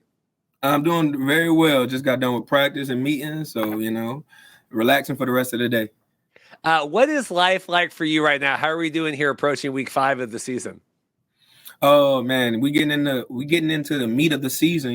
We almost halfway done with the season, and these next 2 weeks, are pretty big for us. Houston being 4-0, Orlando being 0-4. So you got Arlington and San Antonio in the middle of the pack, and we play them back-to-back weeks, which is even more crazy.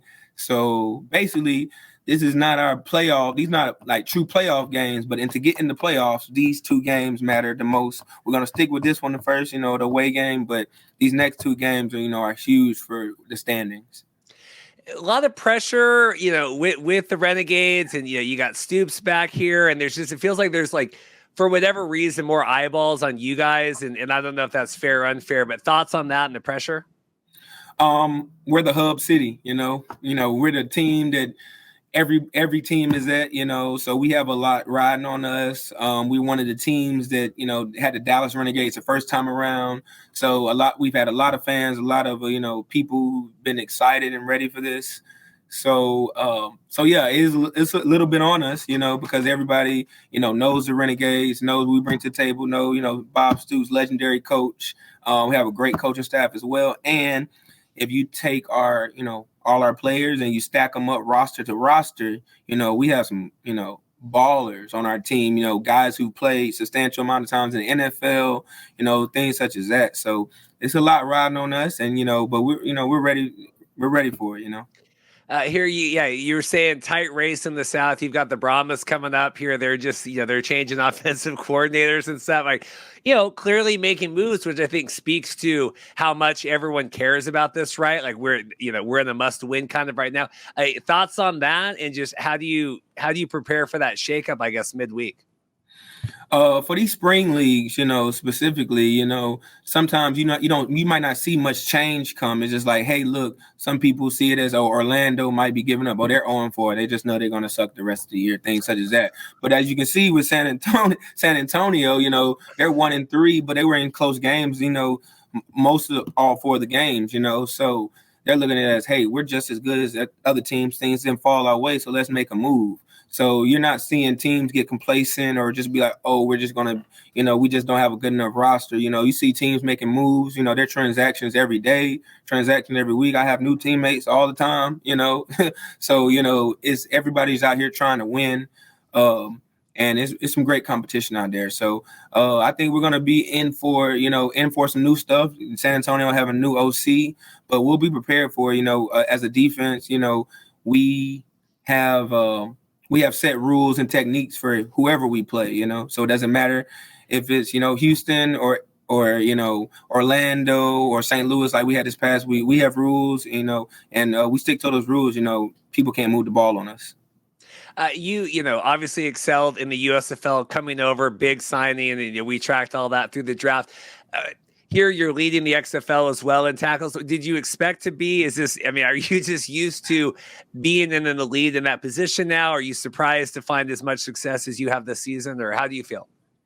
I wouldn't say I'm surprised at all. If anybody who knows me, I wouldn't say I'm surprised. I hold myself to pretty high expectations. And when I was in the NFL, when I got to start 5 games for the Jacksonville Jaguars, I also led the NFL in tackles during those 5 weeks. So this is nothing new to me. But it's not just about making tackles. I like to make game-changing plays. At the end of the day, I wouldn't say I'm so see ball, go get ball person, but once I see that ball is handed off or it's thrown, I want to be one of the first people to the ball. So I wouldn't say I'm surprised, and I think I'm just in the USFL I played last year. We played less than a year ago. Like literally, our season was from April to July. So I played less than a year ago, had great success there. So I'm not even a year removed from that season. So I still got, a lot of juice flowing through my veins. I'm 28 years old, but I'm still young, So I'm prepared to, try to do it in the entire season and try to help lead this defense. How challenging is that mentally, physically? What is the most, I guess, challenging of that, carrying over here and playing a second league here, second season of the league all within the same calendar year? You got to love football, that's for sure. You got to love it. You got to love being around the guys. You got to love the camaraderie you have, and you got to love winning. I didn't do a lot of winning in the USFL, unfortunately, even though our defense was defense, I was for the Houston Gamblers. Even though our defense was, pretty stout, we didn't do a lot of winning. So coming here to the Arlington Renegades here in the XFL, I expect us to win. We have so many great players. Like I said, again, when you stack up our rosters, it goes crazy against anybody else roster you stack it up against. So it's really about us to kind of mesh at this point. We've had some really close games, even the games we've won. So it's about being resilient and know that, hey, look, we could be down. We were leading Houston going into halftime. So we all know we can be the best team out here. It's just we got to put our best foot forward and come out to play each and every Sunday or whatever day we play on. Yeah, that's the thing with, Renegades haven't had as much success as I think people expected, but certainly not anything on defense. You guys need to also score points as well as not. But you are certainly taking care of your side of the ball here. I think anyone would argue. Hey man, we a team. It's a team effort out there, man. It's a team effort.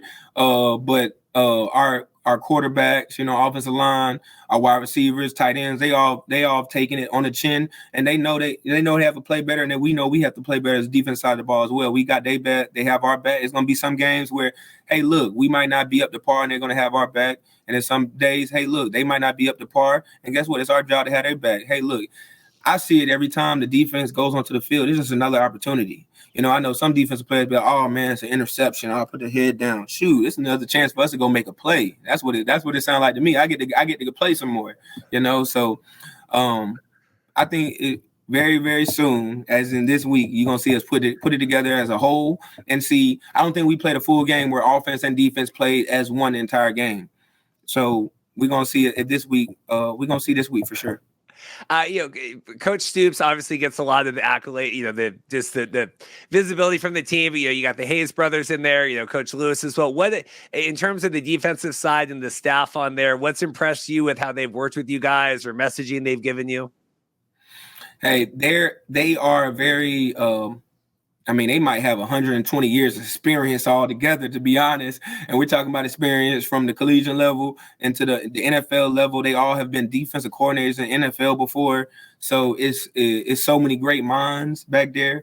And they put a great game plan in for us every week. So it's a fun group of guys to be in, man. It's a fun group of guys. I was with Coach Lewis. He was my DC in the USFL. So I got to, I'm back here with him, Coach Hayes. They're both co-defensive coordinators, and to see how they work together, the camaraderie they have, and the knowledge they have is really what brings forward. I know there's not a lot of knowledgeable coaches in this league, but as in on the defense side of the ball, people knowing the game, it might not be anybody better than who we have.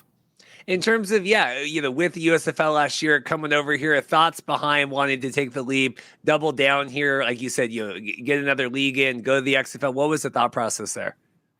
Hey, I had a pretty great season last year in the USFL, and me having 5 years in the NFL, me having 4 years vested in the NFL, having my pension and my insurance and for life and all the benefits.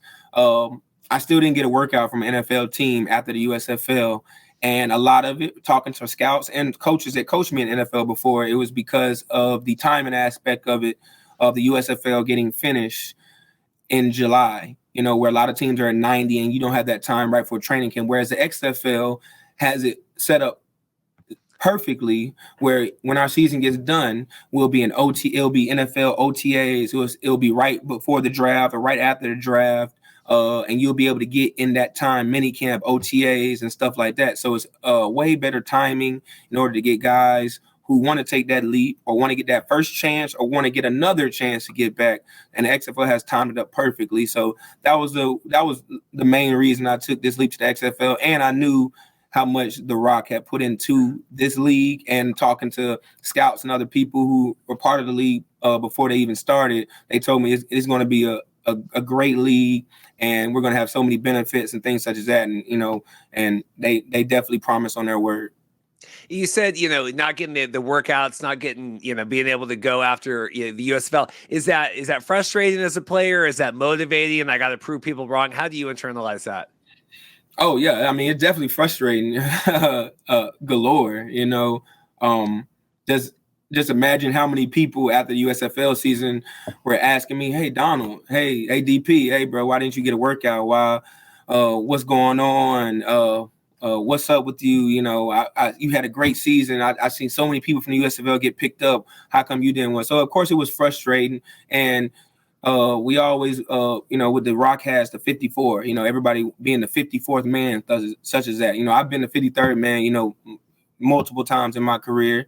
And to be the 54th guy now, it makes me feel, you know, sort of, okay, they turn their back on me for a little bit, you know, they shoot away from me a little bit. So these leagues, you know, especially the XFL, has given me the opportunity to showcase on a national stage, showcase that I belong. And it showcases, again, other great talent as well. We're not just out here playing backyard football. You know, we're playing against other great players as well, guys who play in the NFL for a substantial amount of time. So this is just another avenue to show them that, you know, show the NFL teams that you're ready to go. Talent level in the XFL better than you expected. How do you feel about that? Oh, it is better than I expected because of so many guys that have been vested in the NFL. So many guys that have had a substantial amount of time in NFL. It's not, you know, we do have a lot of young guys who just got out of college and stuff like that, but we've got guys, you know, who, you know, play, you know, 5, 6, 7 years in the league on the Arlington Renegades as well, such as myself. So you see so many guys with so much experience, and that experience, you know, it definitely helps out in so many ways in the football field. You know, so many guys are knowledgeable about what plays might be run, how the coaches are, things such as that. So having that experience definitely helps out a lot. Just a couple last questions before I'll let you go. I know you're coming off of practice. I really appreciate it. In terms of hub setup here, you know, versus, you know, you did the hub life, USFL, now here in the XFL. Differences, what do you like about it? What do you like worse? Just any thoughts to the two comparisons there? Yeah, I mean, no offense, Dallas is better than Birmingham. No offense to Birmingham or nothing like that, but Dallas is a little bit better city than Birmingham. I would want to live at for 4 months. But in the USFL, in the hub last year, we had all 8 teams staying in the same hotel. All 8 teams. So I see the guy, and we all eat breakfast together, have to share the same meeting room. So, you know, after I just get beaten up on this guy, we eat breakfast with each other the next morning. Hey, what's up, bro? Yeah, you remember that time? You know, things such as that is kind of cool. But and everybody playing in Birmingham in the USFL. You know, whereas here we all get to play in our respective cities. We all get to play, you know, we get to play here in Arlington. Seattle gets to play in Seattle. Orlando gets to play in Orlando. So we have a much better fan base, got the fans involved. And I think that's really the biggest thing, you know, in the USFL last year, when Birmingham played, there was a lot of fans came out because Birmingham, it was, you know, the hub was Birmingham. But when the Houston Gamblers played the Pittsburgh Maulers, it was nobody in the stands but our friends and family, you know? So it was almost like playing when I played in the 2020 COVID year in the NFL, you know, there's nobody there, you know, we got fake noise put in. So playing in your respective city, playing in front of your hometown fans, people who actually care about your team, I think that's probably the biggest change. And, you know, it's great playing in front of, you know, here for 10,000 fans, you know, or when we played this past in St. Louis, great atmosphere playing inside of 40,000 fans in that dome. They had the stadium rocking, you know. That was dope to be in for sure. So I think that's the biggest difference. Yeah, I was going to ask you here. You got to go into the Alamo Dome here. That, you know, 24,000 they have for the Brahmas. You know, opening weekend. St. Louis, was that just crazy? 38,000 plus in there and absolutely going nuts. I mean, shoot, I played at a small school. I played at Stetson. So a lot of people who played at Michigan and Penn State, might have felt that on that level. But I mean, it felt like a college atmosphere, to be honest. It felt like I was at a UGA game, you know. Really, that's how they had the stadium rocking. You know, I played in the NFL, multiple years. The fans are loud, the fans are great, but it almost had that college atmosphere where, you know, the fans are just riding for their team, you know, do or die, no matter what type thing. No matter if my team's good or bad, I could just hear it in the stadium. The stadium was rocking. You almost could feel the ground shake almost, you know. So they definitely had a great setup. I mean, we have great fans that come out here. They have this here at Choctaw. They have this stadium rocking. So I think it was a big thing, and I'm so glad that, the fan base has definitely come out and supported each and every team for sure. Yeah, last question for me. Yeah, how do you go in here? You got to go into the Alamo Dome. What are you doing, personally or as a team? It's a huge game, I think, for both the Brahmas and the Renegades here. So how are you looking forward to this weekend? Just get back on track. We've won, lost. And so, we're not trying to continue that pattern, So, of course, we want to win this one. So we want to win this one, but we want to keep that momentum going. So after we get a win, we want to keep that momentum going, keep that momentum pushing. And I think this week we went back to a lot of the techniques. It wasn't so much scheme this week. It was more, let's get back to the techniques that we perfected in camp, the techniques we perfected the first 3 games, even though I think we did play well against Houston, even though we didn't come out with the win. But get back to the techniques this week, and then from there, we all are ballers. So we're going to go out and make plays. As long as we get our technique right, we'll be good to go. Well, Donald, incredibly well-spoken. Really appreciate your time. I thought you were fantastic on here, and good luck. I'm a Sea Dragons fan, but you can be Renegades can be my team of the South. That's okay. I really appreciate your time today. I appreciate it. Maybe we'll see y'all in the championship game. We'll be there. We were at the kickoff, and I've offered personalized Alamo tours before the championship game. So we'll be leading people through. It's going to be a fun time down in San Antonio. So I appreciate it. Hey, that's dope, man. Sounds good.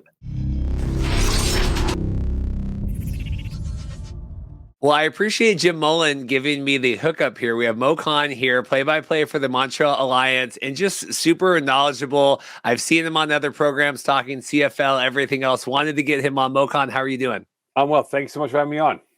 This is good. So we've been living through, and Gary Stern was on our show and kind of lived through the whole Twitter and everything. And then, now the Alouettes, we've been sold, and big breaking news. I wanted to talk Alouette sale this week, and then the expansion talk, kind of everything else going on.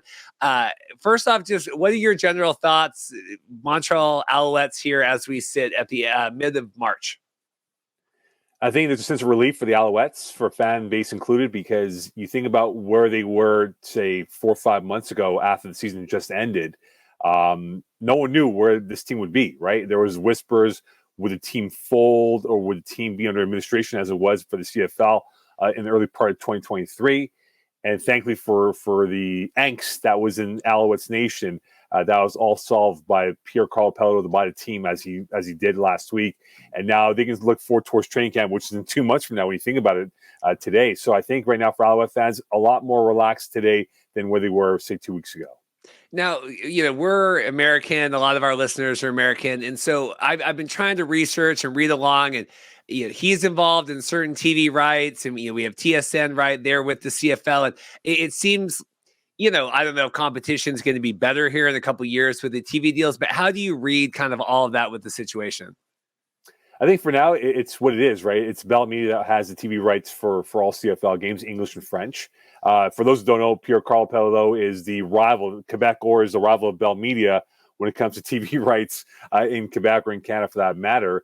And he's voiced his opinion about perhaps trying to get himself more of a presence from the sports property that he has at TVS Sports, which is the French version or the French rival of RDS in Quebec, and get them more properties. We'll see, because again, look, the CFL is with TSN and RDS for the next few years, and we'll see if they'll open up that negotiation avenue to perhaps bring in another partner to expand that TV viewership. But I think for Pierre Karl Péladeau, the main focus right now for him is to make sure that he stabilizes the Alouettes and that they're going in the right direction to get more fan involvement and make this team more desirable on the field and off of it as well. It seemed like, and I know this is all Randy talk or whatever. Was this a hot property to get here with the Alouette sale? I think, in reality, the team was at its lowest of lows when it came to the financial operations, because, if you read various reports locally here through print or through radio or through TV, the team was hemorrhaging money. They were bleeding money, right? But now you finally get a local owner into this prospect here. I think that's the key, because you think about it right now, unfortunately for Gary Stern, he was an outsider from the viewership of Quebec. And there's a civic pride in this province of Quebec that if you have a local guy or a local person owning this franchise or owning a business for that matter, it just brings more to it, where people are going to be, I'm going to support that person, he or she, to support their business. I think now for Pierre Karl Péladeau to be in that position, I think we'll see an interest that will increase for this fan base to come out to games and to watch games on TV, to buy the merchandise, to buy more beer and hot dogs as they sell at Molson Stadium on a regular football night for them. So I think this will definitely help them. I think they're now on the right track, and provided that they have the right marketing in place, which they do, I think this team can definitely make some noise in terms of the prosperity that they want in the next 3-4 years. We've seen Amar Doman come in, and BC, that's our team. I call them America's CFL team. And, we've seen Victor Cui, try like this feels like another forward thinking, person of means, right? Can come in, kind of bring in some new ideas, has some money to do things. Is that how you read that? Yeah, absolutely. I mean, look at BC, right? Amar Doman came in, and same thing with BC Lions, right? They were at the lowest of lows. And Doman comes in and he revitalizes the whole franchise, right, with these cool initiatives, pre-game tailgating, bringing in concerts and whatnot here. And you saw in the playoff game, right, in last November, how they had over 30,000 plus to watch that win over the Calgary and nearly beat Winnipeg in the West Final. And same thing with Edmonton. I think they brought in the local angle. And I think that's the same blueprint that the CFL wanted for Montreal, where you bring in a local guy like PKP to run the show as an owner and put the right people in place. And I think the Owls, as is, have the right people in place in their organization from top to bottom. Now it's the question of making sure this goes in the right direction, which I think it will, with what they're trying to build up moving forward. It's the crazy thing, because with everything last year, I mean, the Alouettes were still almost, we were a couple points away from Gary Sturm being on our live show there in Regina for the Grey Cup. Like, they were, with everything that happened last year, they were still, a really successful franchise. How do you view the Alouettes in Montreal and in the CFR right now as one of the, how do you view them as a franchise? Well, I think, I'll always say this about the CFL, right? When you go to Regina, Hamilton, Ottawa, Winnipeg, Calgary, Edmonton, those are CFL cities, right? And the biggest issue for the CFL when it comes to, say, Vancouver, Toronto, or Montreal, it's cities with CFL teams. And in the metropolitan cities like Montreal and Toronto in particular, where, the NFL is very popular, let's call it what it is in these cities here, it's sort of trying to connect with the younger demographics. And that's going to be the key for this franchise base moving forward here under the new marketing that they might have with Pierre Karl Péladeau running the show.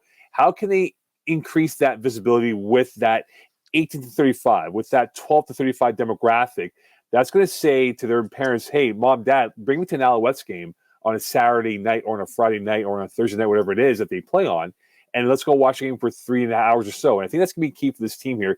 Can they connect with the younger demographics moving forward? If they can do that, I think it'll help them grow this franchise and this interest in this football team, because 20, 30 years ago, this team had that fan base in place. But now you look at it overall, Reed, they're an older demographic, and now they got to figure out how to get younger, which I think they can do so. But it'll take some time here, which may not be an overnight sensation here, but might take 2-3 years for them to develop that seeds and cultivate it to become more popular with the younger fans.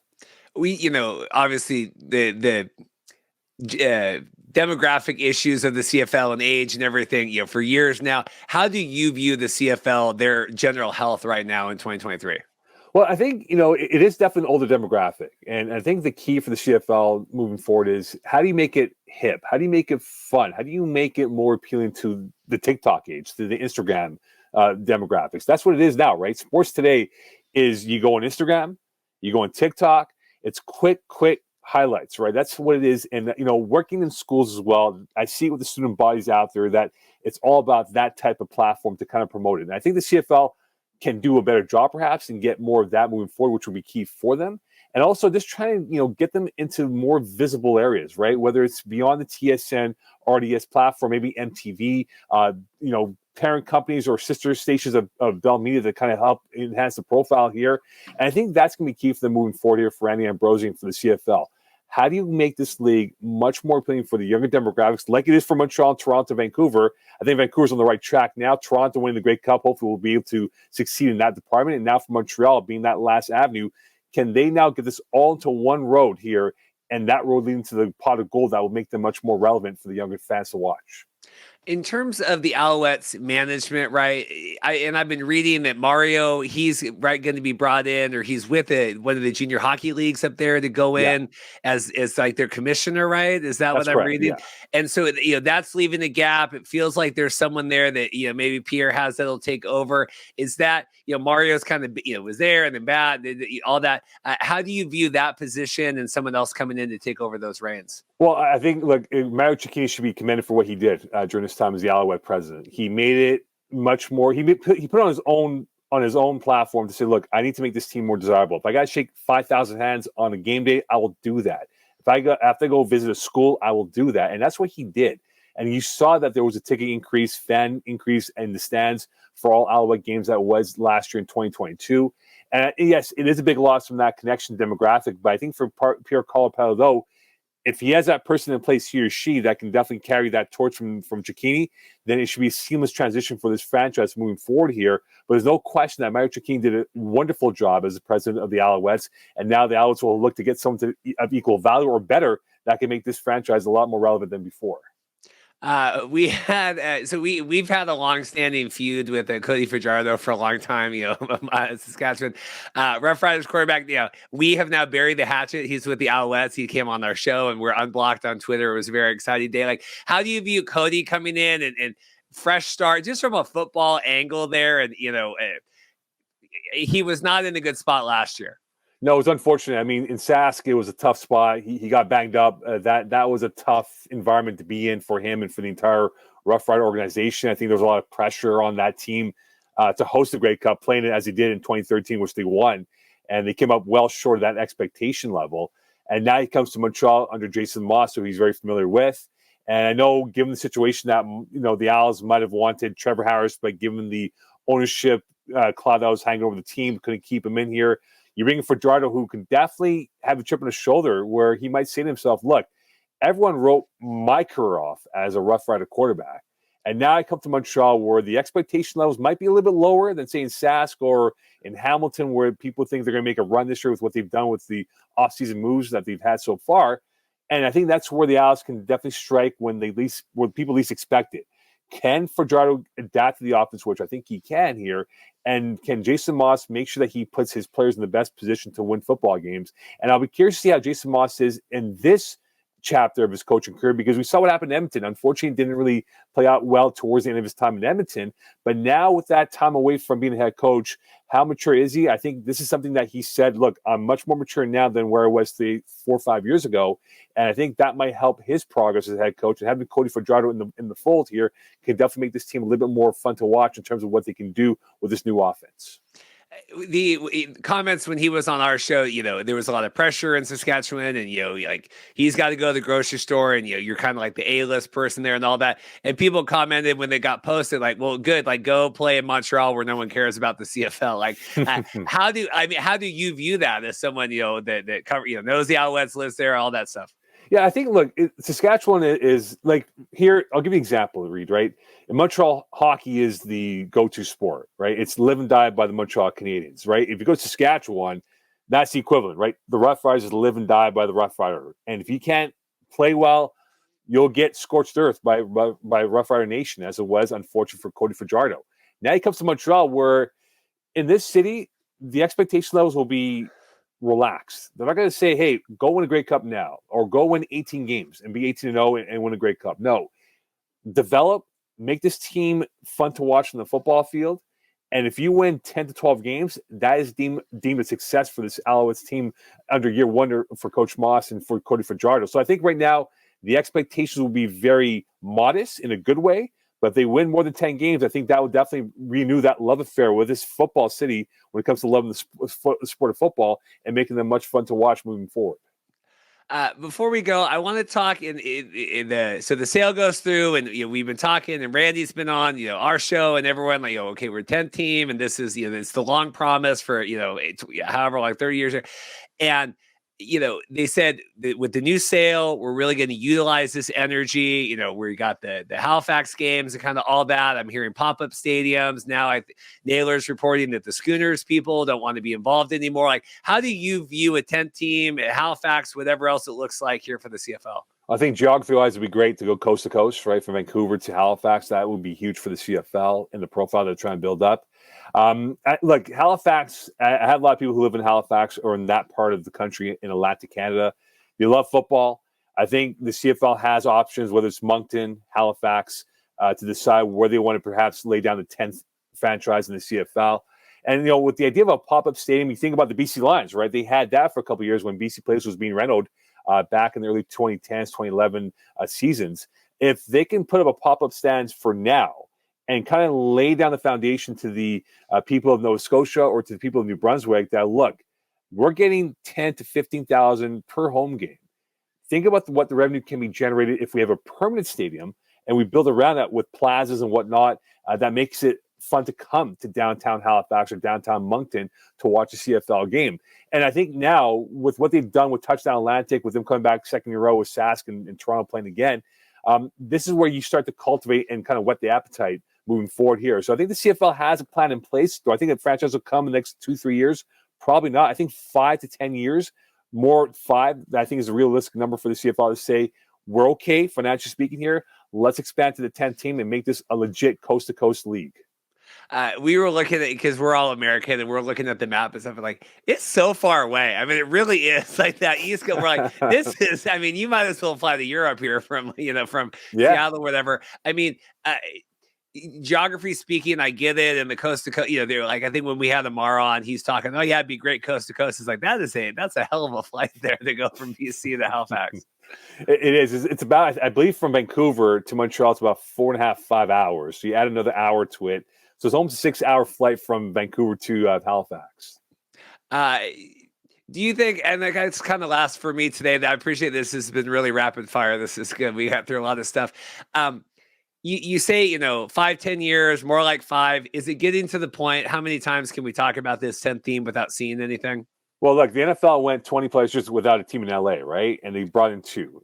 I'm not saying that this is what the situation is for Halifax, but it took them that long. But I just think from a blueprint perspective here, from a project standpoint for Randy Ambrosi, I mean, look, 9 teams is great, but it creates that uneven schedule. We have that. And it kind of doesn't help where you have, say, a team on a bye week for 2 weeks at the end of the year and maybe not play for 3 weeks. I think having that 10th team will be instrumental for the team. It increases the viewership. It increases the financial stability of the team to kind of bring in expansion money towards the other CFL teams.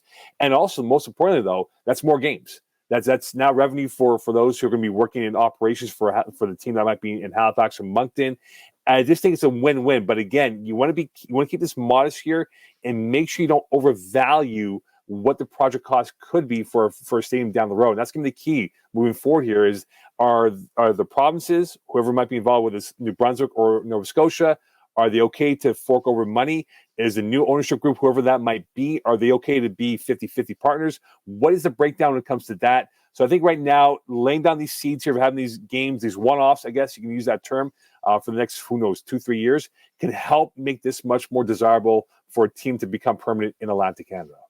Yeah, they're talking to like the Touchdown Pacific or whatever, kind of doing that and expanding out. I know, so it's exciting. I think it'll be good. Excited for the Alouettes and everything else there. I really appreciate your time today. I'm glad we can make the connection, and hopefully we can bring you back on here now that got you in the Rolodex. Absolutely, my friend. Look forward to it. And look, we're only 2 months away from camp and 3 months away from kickoff, so it should be a fun time for football fans across the board. Well, we're week 5 XFL.